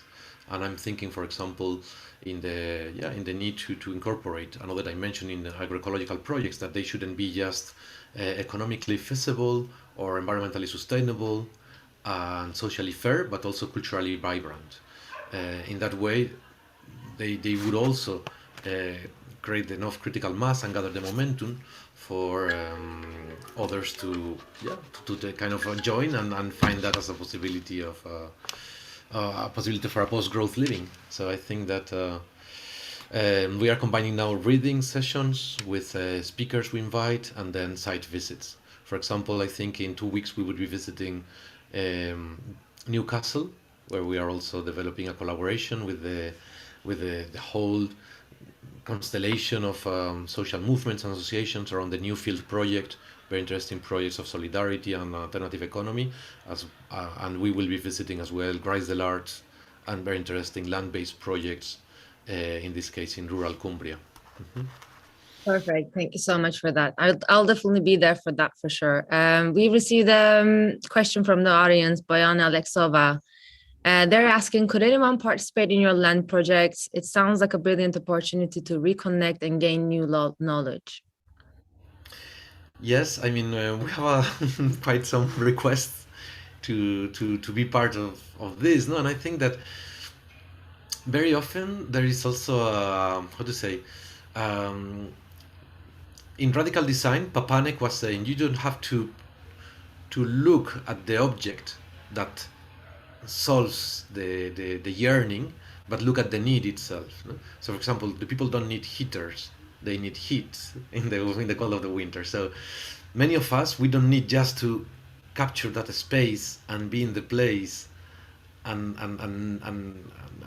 be there, no, temporarily experiencing that, but more we have to analyze the need of developing spaces like this that we can imagine and envision, and we can accompany in the process of multiplying and extending this sort of alternative. So to Boyana, I would say that of course we can stay in touch and see forms of engagement, but I think what is more important is for each of us to multiply, no, the possibility of that we could try at our spaces in your context, no? Because at the end, I remember I went to work with the indigenous movement in Ecuador when I was like 20, and I was saying, well, so what can I do to support this impressive, no, resistance indigenous movement against the oil companies here in the Ecuador Amazonia?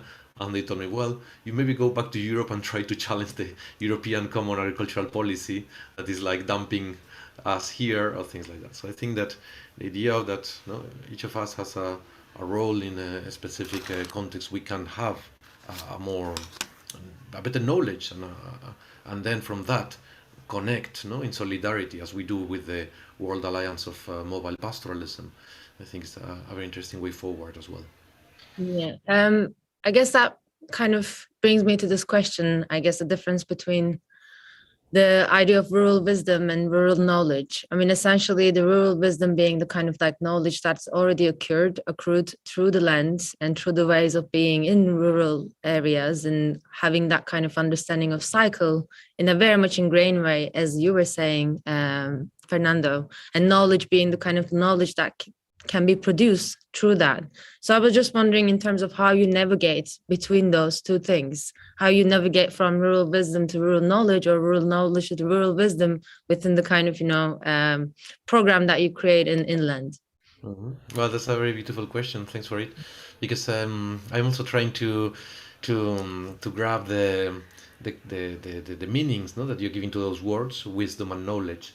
In the sense that I understand that wisdom for me has a resonance of something beyond the rationalistic approach, no, to the academic or the quantifiable, no, and articulated knowledge we very often operate with, but it's more of an embodied form of understanding, no, and conscience. And that at that level is when the deeper change can happen, in terms of, for example, for us, from decoupling from the imperative of growth that we all have, no, ingrained in ourselves.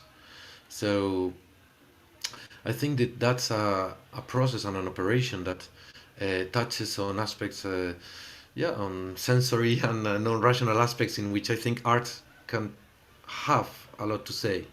because in the past it's related with also process of um, a spiritual understanding as well of other forces, of other entities, no, of other relations that were not just explained. And as far as we in the West, and very often we are like so poor in that sense, no? Because we have lost so much of that understanding. I think that it's maybe through the experimenting with forms of cultural manifestation and elaboration of that experience that is being articulated in other languages, no? That can touch upon us. And that's why the alliance of the cultural and the land-based worker, because I've been with elders and aged shepherds in which in the everyday transmit so much, but very often in that very, let's say, humble and silent form, no? That I imagine would be the same that one finds when working also with indigenous peoples that have gone through centuries of dismission and dismissing, no, discourses, and just resisting, no, with the strategies of camouflage, strategies very often because this is what the capitalist colonial ideologies and policies, let's say, made able. No? It's like for the ones who were confronting frontally, they were very often wiped off, no, and eradicated. So I think that silent, the connection with that silent form of experience is very needed. And then at the very end is even the silent, or the, let's say, non-human form of experience and transmitting that the animal involves. No? So for us, working as well with our animals and being in this form of mutual gift, no, economy, no, that they care for us, we care for them. There is a reproduction, there is a continuity in the cycle. No? I think that's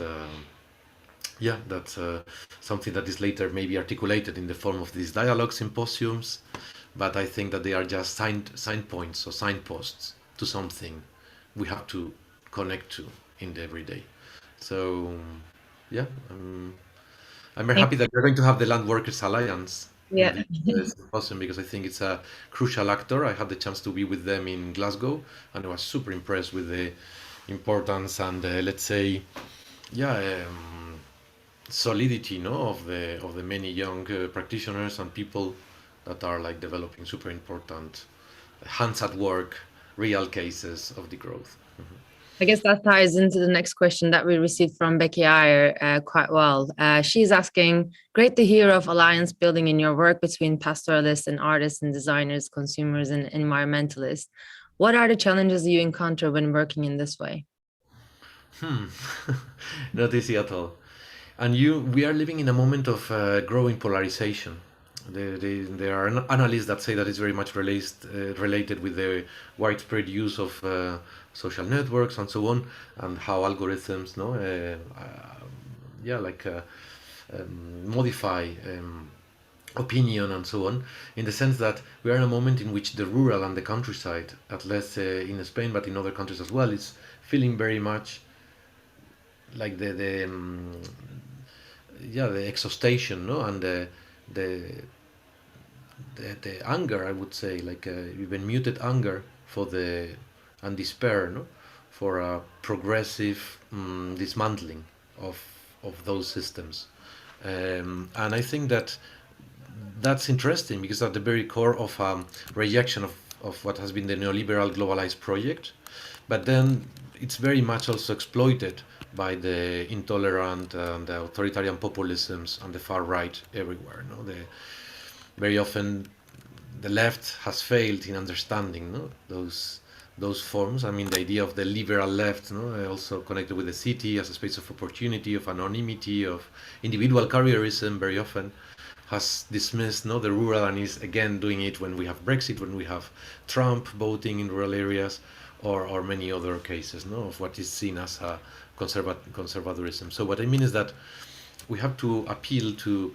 the feeling of autonomy, the feeling of forms of hosting and mutual support that are very much engraved, no, in rural cultures, and connect with that from the point of view of the of the cultural player, no? That is managing and playing with very sophisticated also visual languages and cultural discourses, and there can be this gap. So I think the main challenge we are encountering is this form of translations, no? Translations of languages, of perceptions, and how much can be missed in when these discourses just don't cross and they just create this polarization I was meaning before. No? So the farmer can think that this artist that is can be coming from with an anti-colonial emancipatory discourse is just I don't know, not getting the importance of getting a new harvest, and you know, there are different cultures of the making, of the reflecting, of the identities, and this is something that we are trying to bridge, no, as well. And I think this is one of the main challenges, I would say. I guess As, it's as always artists, yeah, sorry, just to end, as artists, we are very often fleeting, no? From something to another. We are often just taking things in very much in its appearance. So that's another challenge, no? When we in the shepherd school, we always ask the young people who have came to the shepherd school, okay, do you want now to become a shepherd? Are you ready for this? And actually, we have like around less than 10% of people who stay. And of course, it's not going to be easy. I'm not saying that it's an easy path. But, I guess like that's a good way of. I was also quite curious to know about this, but Anna Chapman's also more or less asking the same question in terms of if there are any particular online platforms, resources you utilize to connect practitioners and share knowledge and methods. And I guess I would be much more interested in hearing a bit more about this kind of like skill sharing and training sessions that you talked about in terms of, you know, when you were just mentioning about this kind of building the bridges and multilinguality of the modes of that you work through. What kind of obstacles that you experience, but also what kind of common ground that you push forward so that those kind of transient ways of being somehow is being compensated. Well, addressing first the very practical question Anna was asking. Um, Well, I would say that more than only just the online platforms, we are creating these spaces of exchange and network I mentioned. So I think two main networks we are working with now are the Confederacy of Villages, and that's a European-wide network and working with projects like-minded projects in the south of Italy, Casa dell'Agricoltura, Grise del Arts in England, in north of Sweden, and also in Armenia. And we are exchanging what we call, for example, the villages exchanges. So it's not just the artist that is going to be in residency, but also the craftsmen or rethinking potentials. So, for example, I don't know, there are a lot of apples in the orchards there around the Armenian village, and with Irene Anastas and Rene Gabri that are based there, and we are working. But maybe there are ideas about how the continuity of that crop could make sense with certain practices or certain operations that can be fulfilling, no? Both on an economical level but also culturally. And the other network is Lumbung network. It's rated with the forthcoming Documenta, and that's more of a global scale. And then we are working on a common pod and many different soft projects, like looking at the land-based processes and so on, and how they could happen in Indonesia, in the slums of Nairobi, or here in Spain. And then, we end up using platforms to communicate that very often, like this one, either Zoom or things like that. We were working recently in creating the, let's say, virtual classroom for the academy that is a Moodle platform, and I think it's free software. And then regarding what you were asking me, Kanan, I think that it's about pushing for a mutual recognition despite the difference, no? And for that, we very often need to meet in a space that actually relates the artist with the farmer. That is the space of the making, the challenging the materials and achieving a vision. No? It's very much about how we place our energies in the mid-long term, how we create forms of support. No? So at the end, for example, the fact that the villages always had their fiestas. No? There's moments of celebration in which everyone brought something, in which they were enacting, no? What was being done or what it could be. It could be a ritual, it could be a character. It was a way of just overcoming the roles and the places of the of the every of each of us. No? And I think that in that sense, that space of, let's say, singularity, it's a moment also where we can connect from the arts, and very much as working together. We, for example, developed a methodology that is called the mobile method, and it's inspired by the mobile cruise of artists that happened in the Spanish Republic in the 30s. And in mobile method, we activate tools like, for example, a live radio station or a mobile kitchen, and then we practice recipes that relate with ingredients from the land, and we look at how that how that allow us to start conversations about, for example, I don't know, a land that has been lost, the fertility of it has been died, and yeah, I think that activating through those forms of encounter, provoking that encounter is key. It's a key aspect. Not just to be arriving with our idea of what is my creation and only my subjectivity and I want to do this. No, it's a much more porous and open and receptive form of responding to the emergencies of the place. Yeah, I guess this will be my last question. Thank you so much so far, Fernando. This has been brilliant. But I guess just because you touched upon the idea of authorship, I guess, and what you essentially do with Inland is trying to kind of dissolve that authorship somewhat in a way that you let others to have that agency.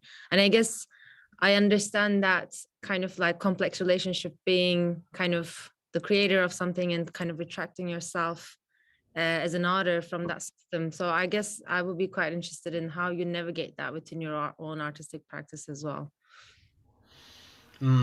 Yeah, I mean, the choice to create a structure for collective practice is also related with the idea of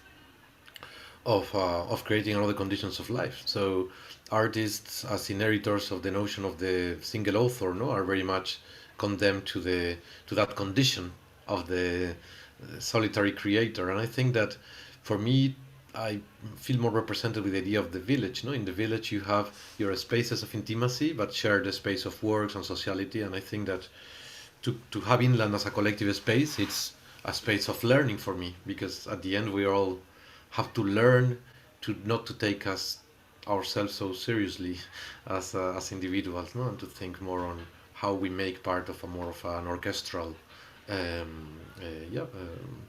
proposal, let's say, or space. And so it's a space of friction, it's a space of learning, and it's challenging also in terms of the art world itself. So very often, I don't know, I'm invited to do a show and it's like, well, but if we're going to work as Inland and develop something as Inland, is not me. But then it's really hard because the text, the machinery of the cultural system is just developing, the reference to the individual. So yeah, at least we try to slow down a little bit, maybe that assumption, that art is just made by specific individuals, very often also white males, often, and so on. So yeah, trying to challenge that a little bit in our everyday. Mm-hmm. Thank you so much for that, Fernando. It's already 4 p.m. So we're going to be starting our next segment in 10 minutes. But thank you so much for your presentation and your generosity and your time. This has been brilliant, and I hope that we can continue this conversation in some other capacity. And of course, to our viewers, if you want to continue some of the questions, if you want to continue the conversation that we started here, please do let me know. We can always find a way to create reading circles, etc., and deliberate these questions in a much deeper way. So you do let me know. But see you in 10 minutes. Thank you again, Fernando. Thank you. Bye. Let's go.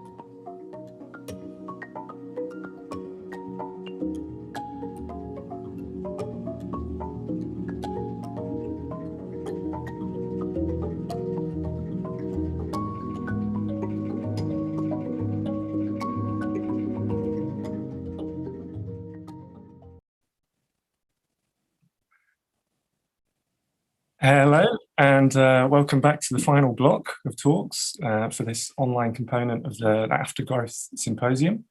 It's my great pleasure to introduce our final two speakers. So we have Thandi Lorentzen and Frances Whitehead.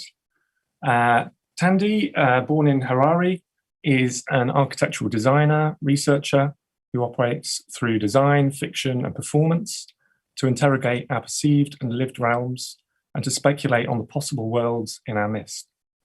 Mobilizing the weird and the tender, she engages in projects which provoke questioning of the status quo, while working with communities, policymakers, artists and architects towards acting on those provocations. Thandi's a tutor at the Royal College of Art, London, visiting professor at Aarhus School of Architecture, and co-foundress of the architectural collective Break Line. So Thandi will be kicking things off, but I'll just introduce our second speaker first as well. So Frances Whitehead is a civic practice artist, bringing the methods, mindsets, and strategies of contemporary art practice to the process of shaping the future city. Connecting emerging art practice and the discourse of climate change, post-humanism, counter-extinction, and culturally informed sustainability, she develops strategies to deploy the knowledge of artists as change agents, asking, what do artists know? Questions of participation, sustainability, and culture change animate her work as she considers the surrounding community, the landscape, and the interdependency of multiple ecologies. Whitehead's cutting-edge work integrates art and sustainability as she traverses disciplines to engage citizens, municipalities, and other communities of practice in order to hybridize art, design, science, conservation, and civic engagement for public and for planet. Frances has worked professionally as an artist since the mid-80s and worked collaboratively as Art et al. Studio since 2001. She's a professor of sculpture and architecture at the School of the Arts Institute of Chicago, where she found the SAIC Knowledge Lab. She explores experimental geography and other transdisciplinary topics that engage the aesthetic, technological, and geopolitical dimensions of art making as a component of spatial practice. A long-term resident of the Greek Lakes region, she has recently relocated to the high desert of New Mexico to focus on xeric landscapes for the future. Very much looking forward to hearing about those xeric landscapes, but first of all, Thandi, if you'd like to introduce the film that you're going to show us. Thanks. Fabulous. Thank you so much for this invitation. What an amazing gift that this symposium and set of 2 days is to us all. So thank you to all the organizers and all the people involved in front of the scenes, behind the scenes, making the mechanics of this incredible exercise work.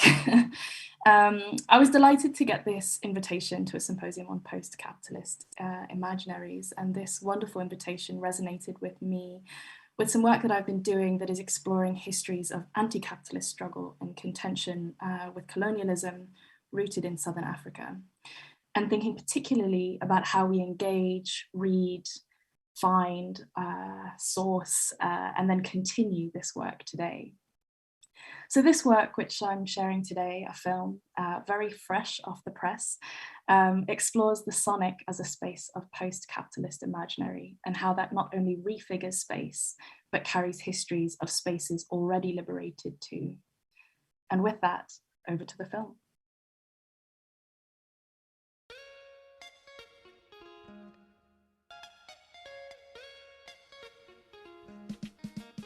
I want to start by talking about sungura, which is a type of music that, depending on who you ask, originates in the Congo or Tanzania or Zimbabwe. As a Zimbabwean myself, I should probably stick to the party line, but I find something quite beautiful in the suggestion by Andrew Dzore and others that it is instead a fusion of musical genres from the DRC, Kenya, Tanzania, South Africa, and even Cuba, which also has strands in traditional Zimbabwean genres in Mande, Jiti, Shangara, and Sukus. The story goes that this mix was facilitated by Zimbabwean liberation guerrillas who had trained to fight the white capitalist supremacy of colonialism in East Africa and returned to the country as combatants who had been exposed to a heady, conjoined mix of military training, class consciousness, and associated sonic registers of refusal and reimagining.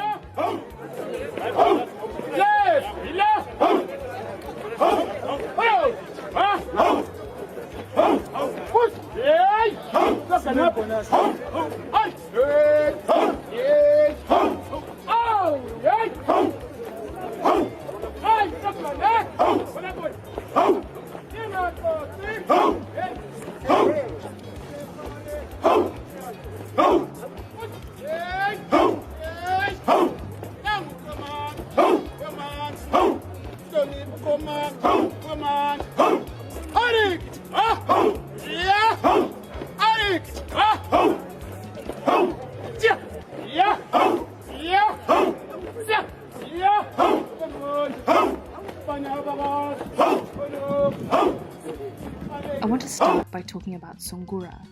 And you can't talk about Sungura without talking about Leonard Dembo and his band The Barura Express that gave us such hits as Chitekete, a 14-minute love song written by Dembo when he was a young boy herding cattle in Mashingo, or the big track Chinyemo, released on the same album, which is a song written by a then famous Dembo in 1991.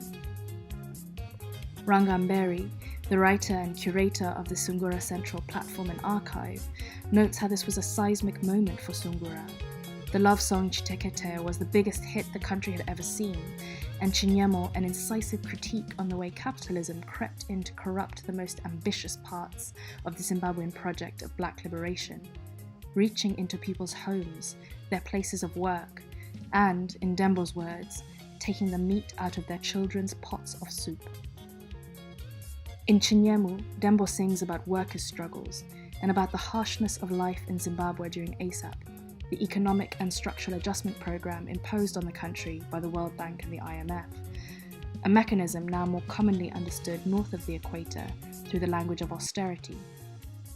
Kushanda ndinoshanda asindinoshaiwa simba, sings Dembo. To work I work, but I don't have power. I have no strength left. Ndisinungurewo, ndirangarirewo. Release me and remember me. I wanted to start by talking about Sungura because you can't talk about Sungura without talking about Leonard Dembo. And once you're talking about Leonard Dembo, you're talking about love songs, by their very definition a desire for a future together. And you're also talking about struggle songs at the same time. You're talking about the fullness of life and the desire to fight for it, and about the pressures which restrict, contort, and suppress that fullest flourishing. I'm assuming that certainly some people here will not have heard any Sungura, and so it is important that we right that wrong immediately.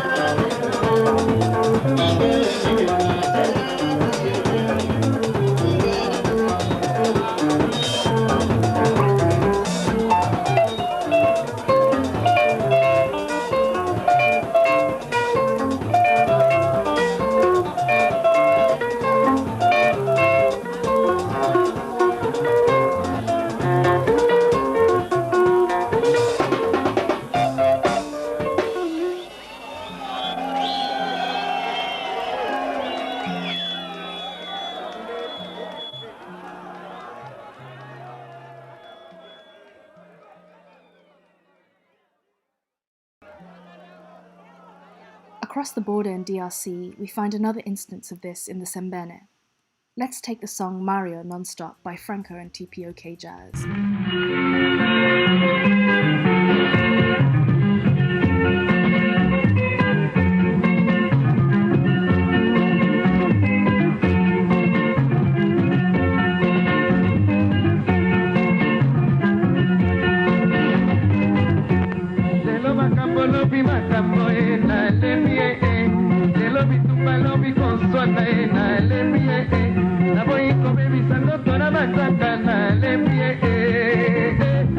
Mario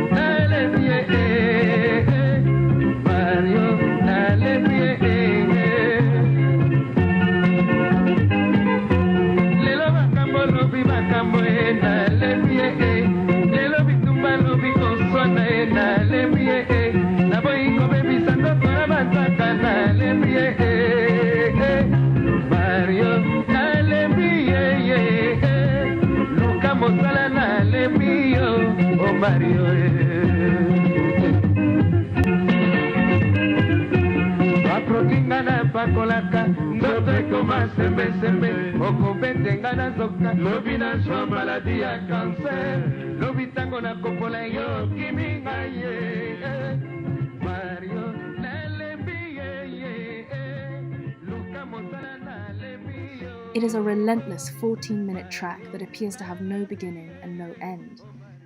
I read somewhere that when Franco died, there was a traffic jam in Kinshasa that lasted for 2 months, and the radio played Mario non-stop for days. Franco was a master of the sembene, a sound so synonymous with Congo, and composed of a hypnotic phrase that is played over and over again until it seeps into your bones. This was the music that taught Achille Mbembe an important lesson when he was writing the book on the post-colony. Mbembe writes, "The emotional sublimity of the Congolese musical imagination taught me how indispensable it was to think with the bodily senses, to write with the musicality of one's own flesh."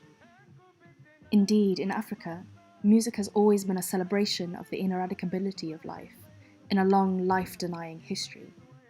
It is the genre that has historically expressed, in the most haunting way, our raging desire not only for existence, but more importantly for joy in existence, what we should call the practice of joy before death. Across the border yet again, when Zambia gained independence, the Kaunda government implemented some of the most radical policies of nationalization of land, infrastructure, and minerals against the profit motive that we have ever seen on this planet. The Mulungushi Project, a series of economic and social reforms, would radically restructure relations between people, property, and the earth. Through the abolition of private property and the nationalization of mines, the country's land and minerals were no longer matter for generating profit, but rather matter that had the means to enrich the lives and futures of the Zambian population. Among these policies was a new law that determined that at least 90% of music played on the radio had to be of Zambian origin, with the objective of, quote, reawakening the public to cultural and social realities. Zambian musicians were encouraged into the studio and a new genre emerged, Zamrock, forged between studios in the mining areas of the Copperbelt and in the city in Lusaka, and played throughout the country. Zamrock's sound was intimately concerned with the struggles and aspirations of young radicals in independent Zambia.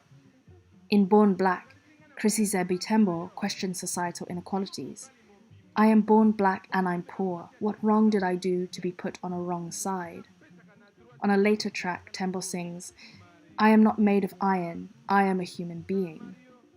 In Hometown by the band Witch, an acronym for We Intend to Cause Havoc, the gentle riff of an electric guitar evokes the calm of rural life in relation to the pace of life in the city, later intimated in the frenzied No Time.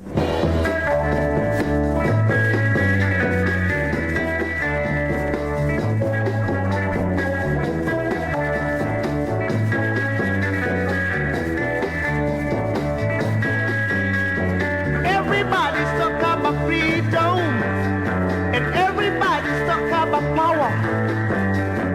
Everybody's talking about freedom, and everybody's talking about power. For the black people, for the black people, for the Negroes in America, Rhodesians in Rhodesia, South Africans in Africa.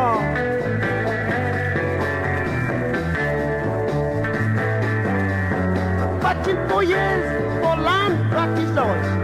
We'll always come out shouting, Black power! Black power! Norman Muntemba, a vocalist and bass player in the Zamrock band Salty Dog, describes how, despite enormous social and economic challenges, the sound of Zamrock captured the optimism which people felt both for the country and concurrently for themselves too. To quote Muntemba, "The good part was that with our independence, there was a renewed faith in the fact that this was a country that would go on and that we were a people who would go on. The music was just fantastic because it also helped us explore our sense of independence and our sense of reaching out." The political scholar Alistair Fraser identifies how nationalisation had a significant cultural influence on how people imagined themselves. Ricky Ilonga of the band Mosi Otunya suggests that Zamrock was born less out of the desire to emulate or mimic Western rock and roll, and more out of a resonance of its sound and politics of liberation with musicians in Zambia. The result, in Zamrock, was not a facsimile, but rather something new in dialogue with the ambitious abolitionist project of the nationalisation of land, infrastructure and minerals, which was taking place all around. I wanted to start by talking about Sungura, because you can't talk about Sungura without playing some Sungura, and then some Sembene, and then some Zamrock. And then it becomes immediately obvious that once you're talking about Sungura, you're no longer just talking, but you're listening. Your bones are vibrating at 130 BPM, 115 BPM, 120 BPM. Your heart starts pumping faster, your pace of breath increases. You're dancing down to a molecular level, and you're dancing together. What is this magic that in the face of foreclosure and violence, forces which restrict the space one can occupy, the air one can breathe, and even the possibilities one can dare to dream, responds with a sound which conjures up the very opposite? Collective movement, which carries ideas, which rejects the cards we've been dealt, and which demands the very opposite. DJ Lene Denise speaks about the importance of Black people moving together and moving in step as misery, resistance, and sonic refusal. How Black sound facilitates a shared space of rehearsal across time and geography, a space in which resistance to oppression can be tested, pressed in vinyl, on cassette tape, on MP3 circulated on a battered USB, and then enacted, generating a space in which it is possible to break free from oppressive forces entirely, a maneuver I have spoken about elsewhere as Black flight. This is the possibility inherent in forms of Black cultural production, such as Dembo's acrobatics in the time-space of a Sungura love song, such as a traffic jam that lasts 2 months in Kinshasa while the same song plays non-stop, Mario non-stop, responding with the celebration of life on the occasion of death, such as the entirely new sound we find in Zamrock, constructed out of the contortions of rock and roll with the ambitions of the abolition of private property, which inspire faith that a country will go on and that a people will go on. Here, modes of flight are constructed, generating acts of collective movement which allow for both the incisive critique of the everyday and simultaneously the imaginary construction of alternative presents and futures.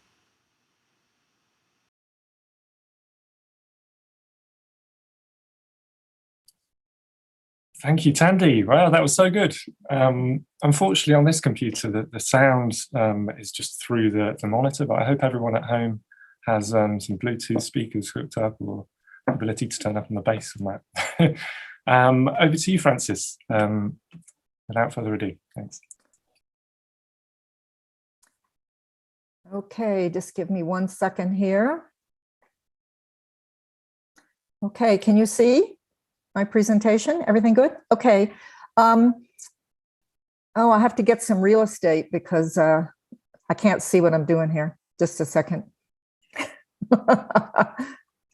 I have too many bits and pieces open. Hi, everybody. I'm Frances Whitehead, coming to you, as Theo has said, from Santa Fe, New Mexico.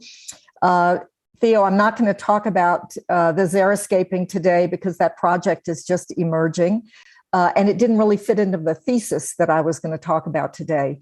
But it's great to be at the symposium and with everyone in Nottingham, and thank you for having me.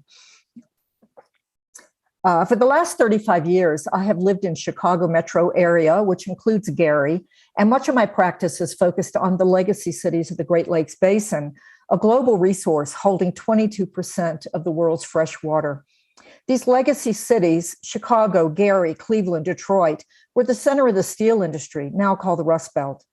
They continue to struggle with population loss, abandonment, and industrial degradation. These post-industrial conditions are oddly mirrored in the post-colonial context of Lima, Peru, which I will also mention briefly. Many expect in the Great Lakes these population trends to reverse in the next 100 years as eco-migration from the Southwest drives population back because of water. When the citizen artist sits at the collective table, what knowledge and skills do they in fact bring? What do artists know that can contribute to the future? My practice is based in this question, which has evolved into a platform, both message and method. Multiple practice strategies have emerged from this question, including embedded artist working inside of their contexts, artist urbanist taking on the scale of the city, and the public artist, like the public intellectual, a new kind of problem solver, all forms of what I call civic art practice. Today, I will discuss several degrowth strategies. Most important is the imperative to work at all scales. But I have also adopted what I could call a vegetal consciousness, working with living plants as key collaborators. You will also see that I'm frequently flipping the script on development, what I call undevelopment, and touch on sleight of hand urbanism and hedge your bet urbanism, ways of dealing with contested ideas and sites that are not always upfront.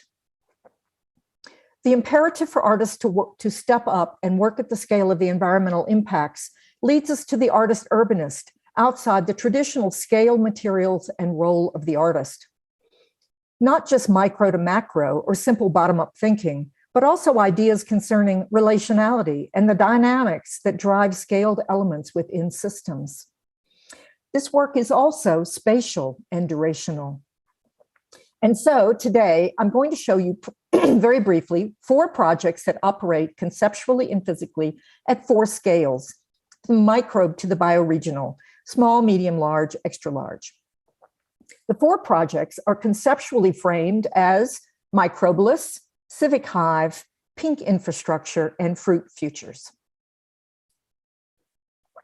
Working as embedded artist with Chicago Department of Environment Brownfields Division, I joined a team of environmental engineers to envision new approaches to soil remediation. We evolved Slow Cleanup, a phytoremediation or plant-based remediation program for Chicago's 400 plus abandoned gas stations that you see here. We reviewed the geotechnical characteristics of numerous sites to identify good candidates for the program. While specific species activate the process by exuding root sugars called phenols, the key players in this process are the existing soil microbes, which actually eat the petroleum. Surprisingly, very few plants have been tested, including the prairie forbs native to Chicago, famous for their extensive root systems.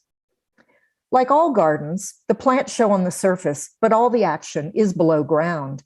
All the action is in the microbolus, the invisible city within. Working with soil scientist Dr. A.P. Schwab, we established the field trials and the bench trials for 80 species. And through this process, we have identified 12 new definitive species of native ornamental petroleum remediators and a number of promising additional species. In addition to these hard science outcomes, we used a process that would create value at every step, net benefits, they call it. Students from 4 communities of practice have been involved in the project, including ecology, soil science, art, and horticulture. Site. The glorious Peruvian potato drew us to Lima, Peru, to work with the Global Food Security Organization and Potato Gene Bank, CIP, the Centro Internacional de la Papa. CIP stewards 4,000 varieties of Andean tubers, representing 10,000 years of hybridization by indigenous communities. The director of CIP linked us to the municipality of Lima to partner on creative strategies for urban agriculture and food security for the historic center inhabited by the urban poor. Lima is running out of water and also struggles to move towards democratic participation. We began our work with the boxy yellow City Hall as the animating center, which we conceived as the Colmena Civica, the civic hive, as a symbol for civic participation. However, the hex motif from the hive concept also began to prove very practical as a space-saving device in the cramped quarters of the old city. And so with the Civic Hive, we learned to mix the symbolic and the practical freely. Infrastructure. Back in Chicago, from 2012 to 2016, I worked as a lead artist for the design team on a 3-mile-long Rails to Trails bike park called the 606, which you see here. There are many discrete sites that evolved from the overall project of adaptive reuse, such as this solar observatory made from the construction rubble created in collaboration with Adler Planetarium. However, I was most interested in the overall rail structure, the linearity, the strict east-west orientation, and the proximity to the lake. Here we performed what we can only call sleight of hand urbanism. Over the objections of the landscape architects, we were able to leverage the client's appetite for civic engagement into a major piece of climate activism through landscape. For some years, I had been in conversation with this man, Dr. Mark Schwartz. Mark has been forming the USA NPN, the National Phenologic Network, an organization aimed at gathering climate data across the USA, calibrated with a special kind of lilac. Mark and I had been looking for a linear site to observe and visualize the microclimates around Lake Michigan. The linearity of the 606 was perfect. This idea of using seasonal bloom data, nature's calendar, is called phenology. Phenology, from the Greek to come into view, is the practice of observing natural events like budburst or bloom time, which you see here. Phenology is an ancient practice that is undergoing a revival across the globe because living indicators can tell us more about climate than isolated instrumentation. This project is actually based on an ancient cultural model, the Japanese Cherry Blossom Festival. The Springtime Festival is celebrated all over Japan, where the exact moment of bloom is actually awaited and predicted. Here you see a map from 2013 with probable bloom dates for each city. Court records of exact bloom date go back over 1,200 years, producing the oldest and most important phenologic data set. As a scientific and cultural investigation, we wondered if this strategy could be replicated on the 606. Could a flowering spectacle produce climate data here? Can beauty be catalytic? Can a line of flowering shrubs make climate change legible to the public? Mark Schwartz ran a climatological study for the 606 by comparing existing data from 2 weather stations just north of the trail. Due to Chicago's famous lake effect, Mark's climate model predicted a 5-day bloom spread from west to east for any temperature-sensitive species planted along the trail. 453 serviceberries, a native flowering apple, were planted along the trail, allowing casual observers, people on bikes, runners, and a citizen science program to see the microclimate of the lake every spring and climate change over the next century. In so doing, we have invented a new urban form we call pink infrastructure. That is infrastructure for raising climate awareness. And if you pick up any molecules of feminism in that title, you will be correct. Lastly, the bioregion. In addition to being beautiful and temperature sensitive, the serviceberry produces fruit. This fact pulled my thought and practice around the bottom of the lake towards Gary, Indiana, and the question of what fruit growing could do for the region. Gary was founded in 1909 by US Steel, the largest in the world at the time, and has remained a company town. Once employing 30,000 people, today it employs only 5,000. As the steel industry has faltered, Gary has been left with a failed economy, environmental devastation, and institutionalized racism. Gary is post-urban, rewilding. This history as an industrial center also obscures Gary's prime location. Looking bioregionally, Gary sits on a seabed of ancient sand deposits, providing the perfect drainage required for excellent fruit growing. Gary's population loss is extreme, much more extreme than the more famous Detroit. Here you see the neighborhood just south of US Steel Works. Green is vacant, or should we say available land. We began to ask a simple question: why aren't we growing fruit in Gary? Privately, we conceived this initiative as Undev Gary, undevelopment, embracing the ruralizing processes that are well underway there. We knew this was a kind of hedge your bet urbanism. How do you create a project, a vision, an initiative that improves site condition when futures are uncertain? Here we can see fruit trees as such an intervention. You see, if human population returns to the Great Lakes and to Gary, the fruit enhances the food shed resilience. But if humans do not return, the wildlife will enjoy the fruit. But in Gary, no one wants to give up on the prospect of redevelopment. And so we have cast the project as Fruit Futures, or FIG, a series of linked civic agricultural projects to initiate a new small fruit culture and economy with multi-purpose landscapes that afford, engage, and educate the public in what I call fruit time. The first project to be rolled out is the Community Lab Orchard. The Lab Orchard is a prototype layout we call the 7-year lot, a planted wedge designed to demonstrate the time it takes for woody fruits to produce. It's about time. Unlike other projects that I've done, this is a bottom-up, artist-initiated project.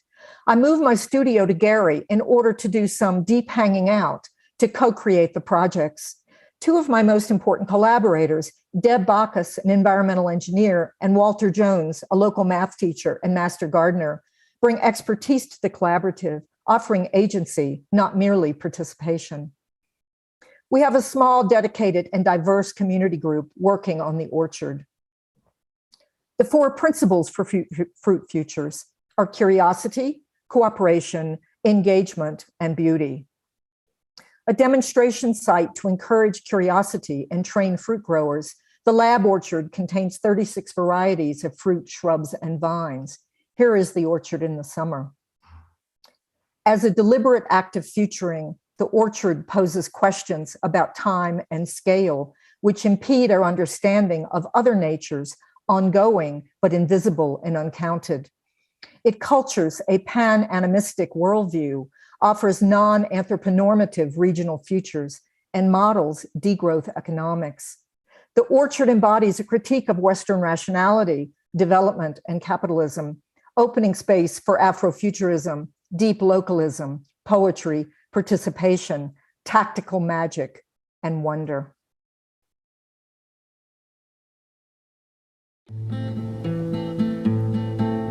One of the things about Gary is that in its decrepitude, a lot of people, family, friends, it's like, wow, isn't that depressing, man?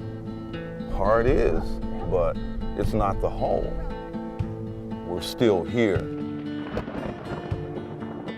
I'm 61 years old. I used to work in the mill. I've been in Gary all my life, and I've seen a lot of things. I think maybe in the course of years, if I'm still living, I'll see it come back to the way it was. Comfort to you, we ain't got nothing to do with where you are, or where you've been, or where you're going. Gary was founded in 1909 by US Steel. The cultural identity of Gary is so tied to US Steel that people have a kind of blinders on to other possibilities. This is a region that needs new paradigms. Our question is, why aren't we growing fruit in Gary?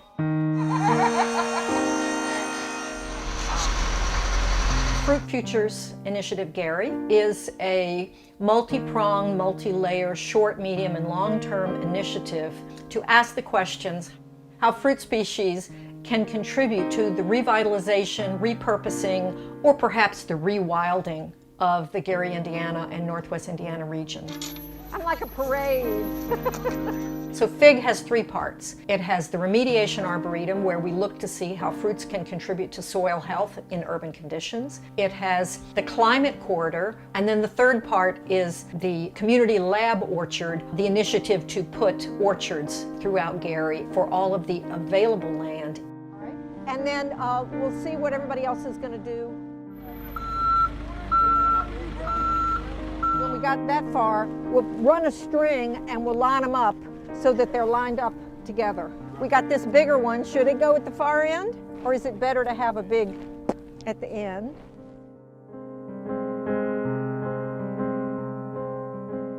Gary has lost a lot of population. Industrialization, post-industrial, climate change, microclimate, social and racial justice, and environmental and food justice issues are much more extreme in Gary than other places. Gary was 200,000 people and is now 68,000 people. So we have a huge amount of vacant land just south of the steel mill, perfect for fruit growing. If you drive around the neighborhood, you'll see so much stuff that there's absolutely nothing happening. Nothing. We're dealing with the reality that the city is a food desert. You have to put forth effort to get to a place to get the fresh produce that you want. This was where my Little League baseball team practiced. Here? Oh yeah. Wow. Oh yeah. Wow. My brother graduated from this rascal. So when we picked the species, we were thinking about time. The design concept is the 7-year lot. It turns out that smaller fruiting plants fruit sooner than larger trees. If we planted them according to size on the lot, the wedge that would be formed would be an illustration of time. This is an experiment in whether or not floral beauty can create engagement, and can fruit be a beautiful, delicious curiosity that pulls attention towards the future. Too much. No, you're good, yeah. All right. That's a good job, buddy. I would love to be 20 and have had the vision along with the opportunity to start something like this. At 60, I can give it, I know, another good 10 years. This orchard won't be a baby, but it'll just be a teenager then, you know. So it'll impact generations behind it. That's what it's about. Gary will change. But the thing that attracted me to this particular project was I saw it as an expansion of what Gary will become. Comfort to you, makes no difference with or without it, you know. There's no separation between the immediate goal of the economic development of a new fruit economy or the necessity of growing climate awareness. So we may be participating in rewilding, and we may be participating in revitalization of an urban area. No matter which way it goes, it's a good thing. So it's kind of a collection of greening for different purposes. 100 years from now, I hope we have grown some growers. If we can grow growers who can grow fruit, then we can think about time outside short-term cycles. If you can think in fruit time, then maybe you can think in tree time, and then you can think climate change. And then I also like to say, and if you can imagine climate change, you can imagine. And if you can imagine, you can dream.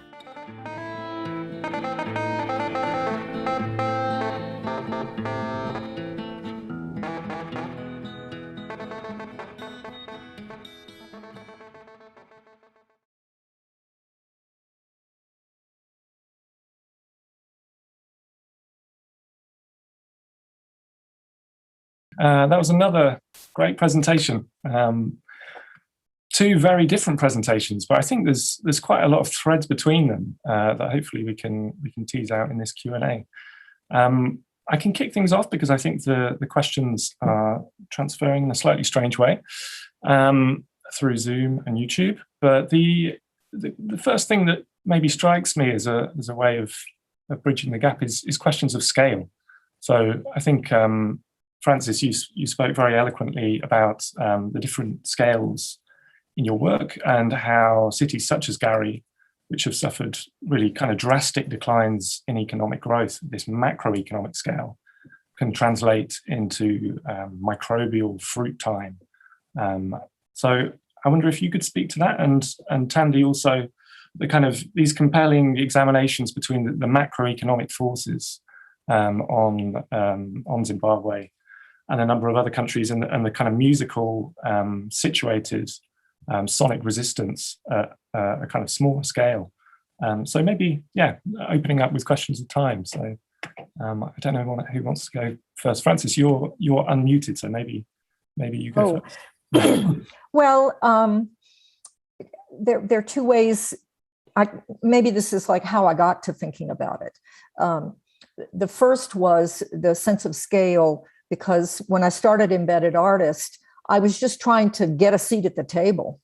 But the longer I was there, I became more uneasy with some of the ethical implications of what I was doing. And I began to do what I call Embedded Artist Unembedded. And how do I take what I've learned and transfer it to others who don't have that access, that privilege? And so the sense of scale had to do with the scale of partnerships that I was engaging and political power, really, scale of power. But then, because I am, as you can see, quite involved in art and science, that's my background. And so there's also another element that I'm always aware of, which is ecologically how the smallest, water chemistry manifests out into like the food shed, and how that is always operational. And so the dynamic between power scales and ecological scales is something that's very alive for me in terms of systems thinking. So,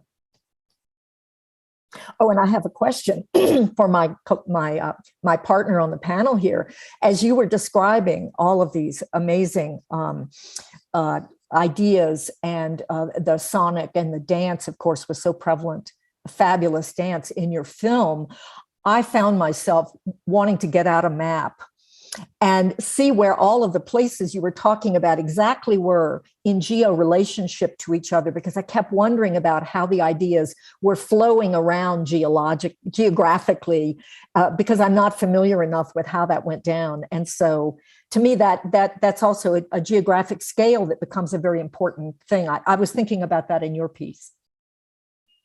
Absolutely. Yeah, thank you so much for your presentation on this incredible project that has been unfolding in a scale of its own as well, a kind of unruly scale by the sounds of it, in terms of the spaces that you're working in, but also the kind of careful tenderness of your engagement there and how that has unfolded over time, which is so tangible in the film, which is very beautiful.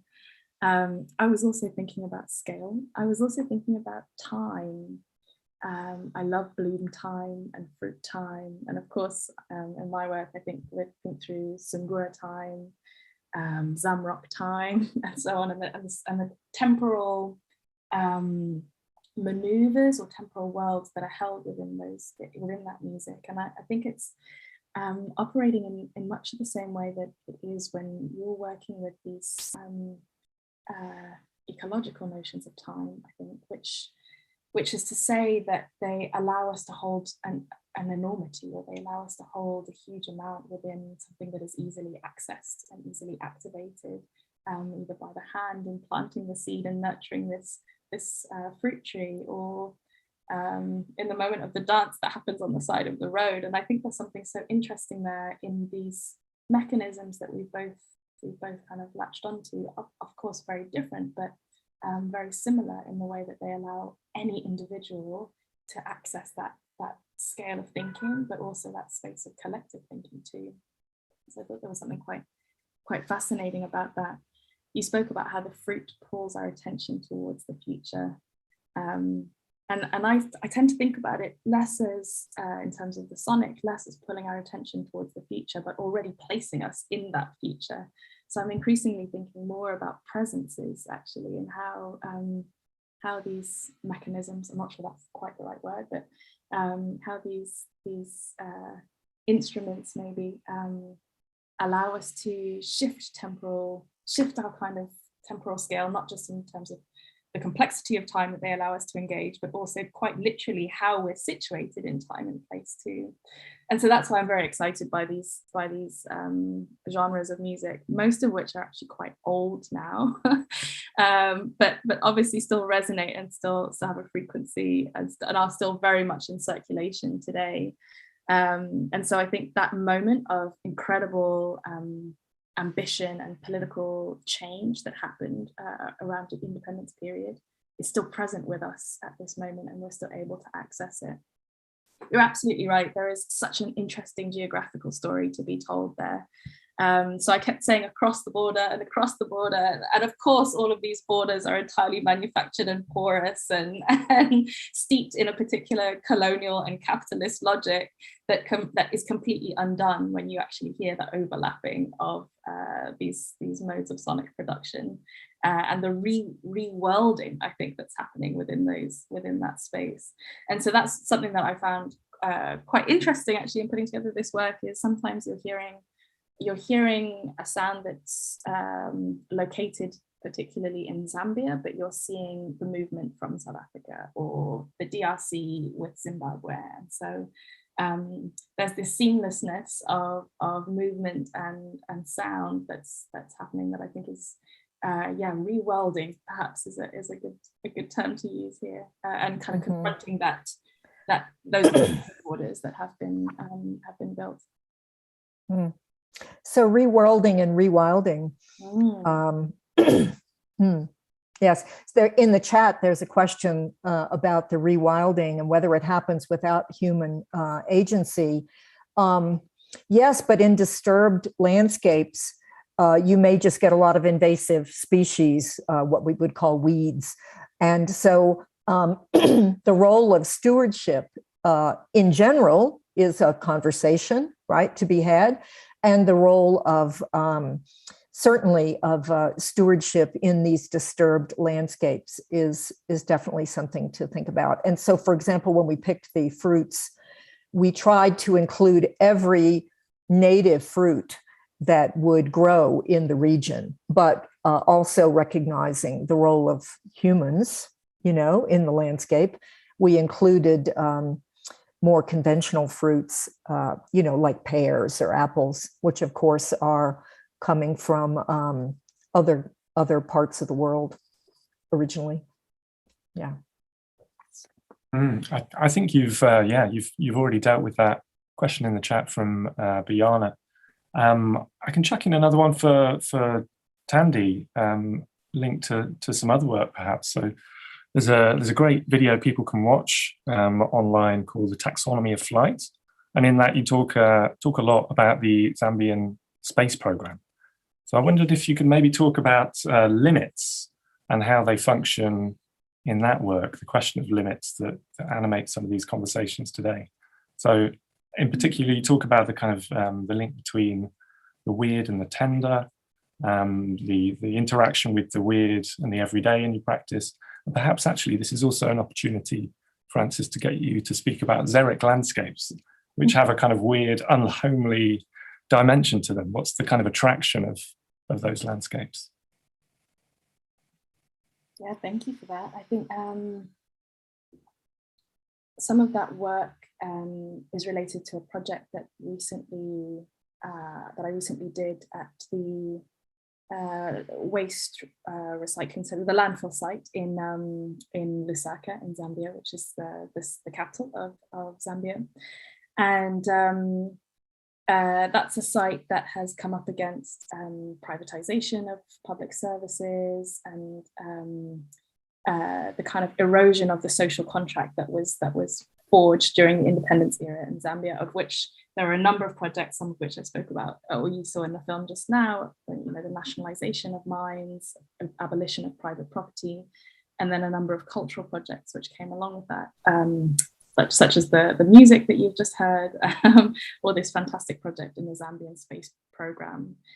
And I think the question of limits is really interesting and important in relation to that, because all of that was happening at a time of great hostility towards projects of Black independence and Black liberation. And so these populations were having to recraft and reshape and reimagine the world in the face of that hostility, and doing it with I guess in the context of limited resources and scarcity. And so but what I think we find, and I think that's what I was trying to get to with this idea of Black Flight, is that when the projects are successful in their interruption of the world as it is, then those limits are less of a problem. So what I mean by that is, in the Zambian space program, you have a space program in which astronauts are employed in a project of thinking very carefully and seriously and acting very carefully and seriously with the ambition to leave the planet. And they're doing that with a series of barrels and a series of rope swings and a series of kind of gathering and performative actions that bring them together. And underlying that, there is a space program that happens. There's a restructuring of our relationships to one another, our relationships to ourselves and to the planet. There's a restructuring of relations between humans on the planet, what it means to be human. And so something quite seismic is happening within what appears to be a limited set of material means and conditions. And so I think there's something very powerful to be said there. And I think actually it's super beautiful to see it in your work too, Francis, the way that a fruit tree, something as humble as a fruit tree, can actually create such a rupture. And when I'm using the term weird, I'm thinking a lot of Mark Fisher's work. And Mark Fisher there is talking about the weird as something that, that does that. That I think he's got this great turn of phrase which tears a hole in the grey curtain of reality. And there's something very powerful about the humility of the tools with which we need to do that actually very seismic work. I also had a question for Francis, but I was loving this phrase of deep hanging out, and it resonated very much with me, with this idea of collective movement and the importance of collective movement and that operating within a particular temporality. So obviously for me, it's the furiousness of the Sungura and how that activates the body and collective bodies in particular ways. But I see that happening in your work in a very tender way too. So I wonder if you could say more about that. Well, it's a great term. Unfortunately, it's not my term. And I'm having a senior moment here and forgetting exactly the name of the sociologist that invented it. It starts with a G. But it's a wonderful idea. And when we start talking about strategies, it's the most human of strategies, which is just to spend time with people and earn trust through shared experience. And I'll just say I haven't given up on solidarity. And I think coalition, collaboration, collectivity, cooperation, all the C words are all so important. And but it makes all of the work durational. You have to be willing to spend the time. So for example, in Gary, I joined a community initiative that was already going on and attended it weekly for 3 years before I ever tried to do anything. First off, I don't believe in swooping in.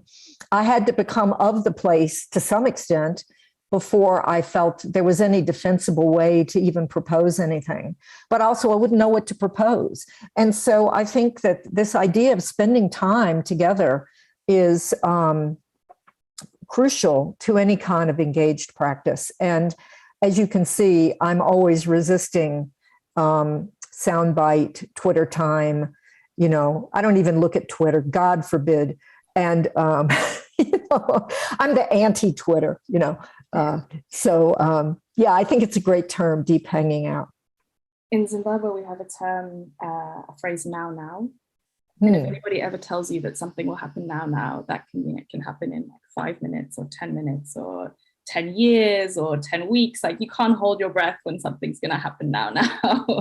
And that's certainly the case in Zambia, in South Africa, and certainly probably further afield in the region too. But I also love it because it resonates so much to me with this idea of deep hanging out, and that you shake off this notion of timely delivery, of efficient delivery, but you also allow for the time to just sit with one another, and how that disrupts many oppressive notions of how we deliver projects and how we come together to think about projects, to how we conceive. Yes. So something very powerful in that, in how you stake the claims for the temporality of your engagements with people. Yes, and I think that as a form of resistance and refusal, those words have come up, they're important words. It is the temporal resistance to immediacy is so important, because many things that are wrong with the world did not arrive overnight, and they will not be fixed overnight.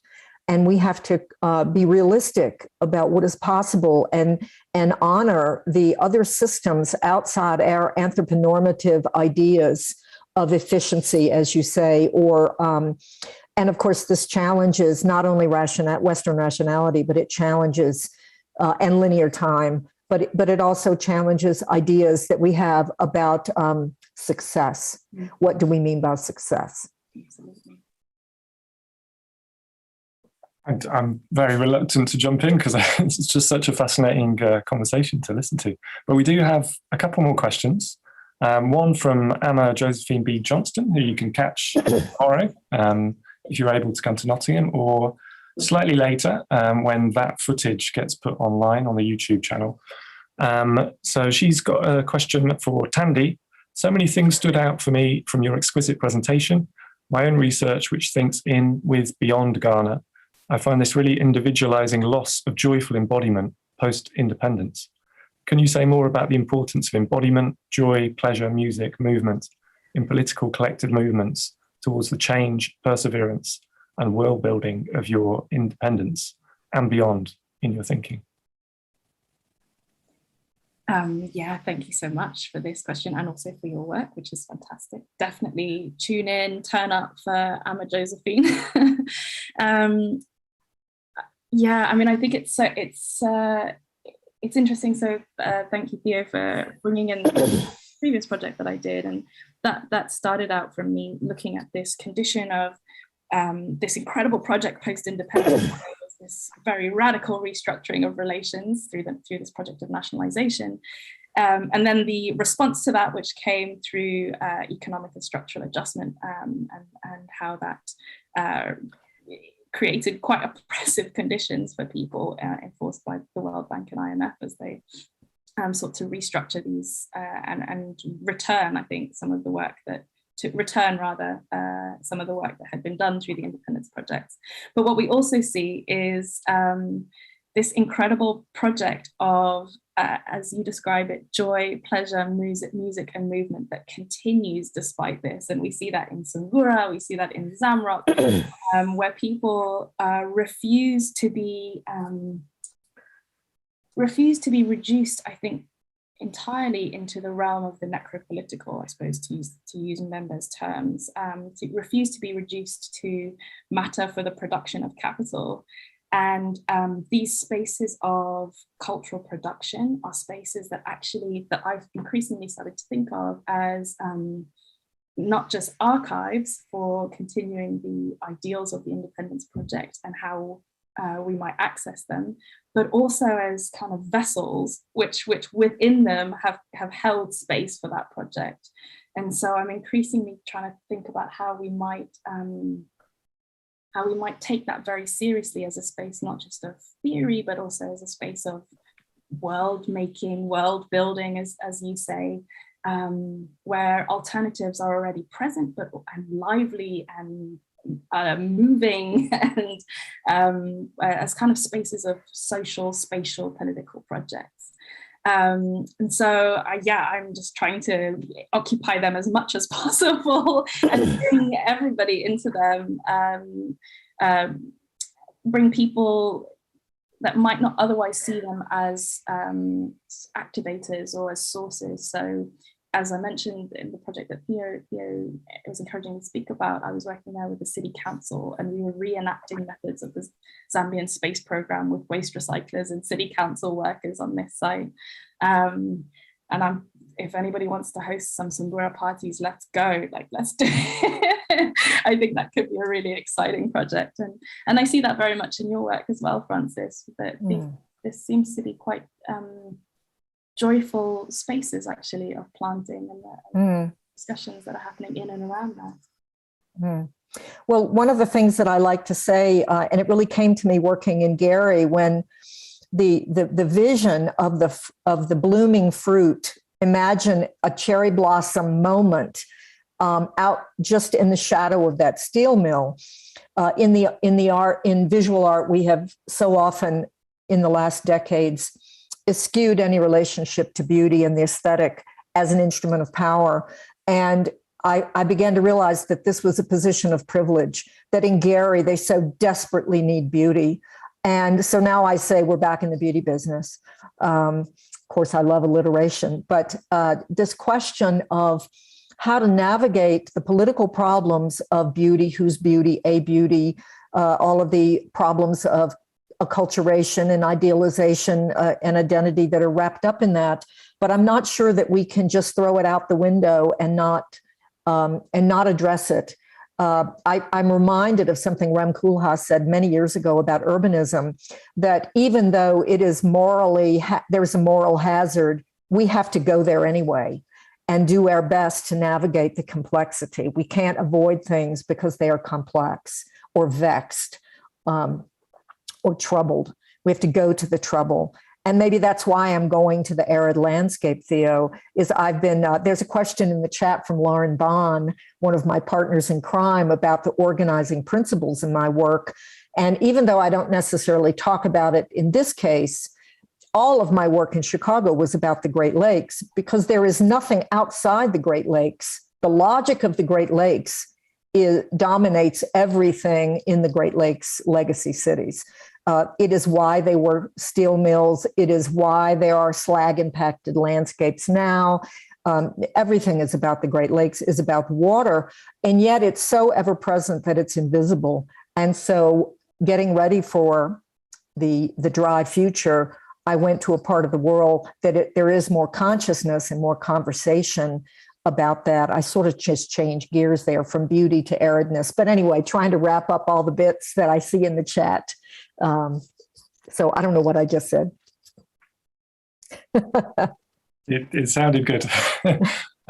Speaking of wrapping up, I think we better leave some time for Janan to just signal forward to the next day of the program. But just again, thank you so much for your presentations.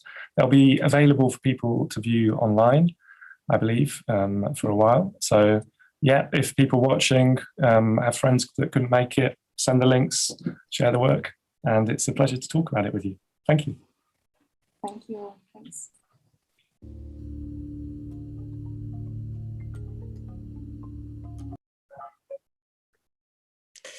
Oh, thank you so much, Tandy, Francis, Theo. I can't think of a better way of capturing the energy of what has been discussed here today.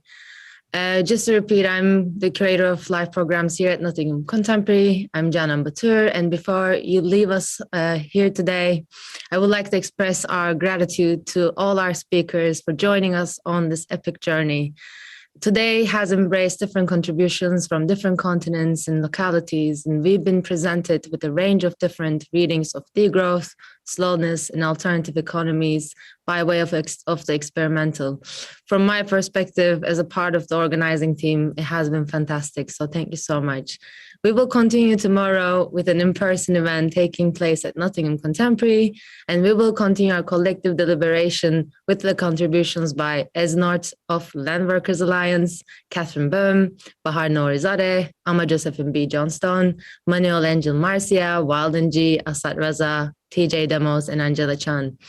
Again, thank you to our brilliant speakers today, and many thanks to our audience who have stayed with us for almost 4 hours on this warm, sunny, shiny day. We hope to hear from you soon, and in the meantime, we wish you a beautiful evening, a beautiful day wherever you are at the moment. I just want to ask for a round of virtual applause to all our contributors for their generosity along the way. Thank you so much, and see you tomorrow, if not hopefully soon.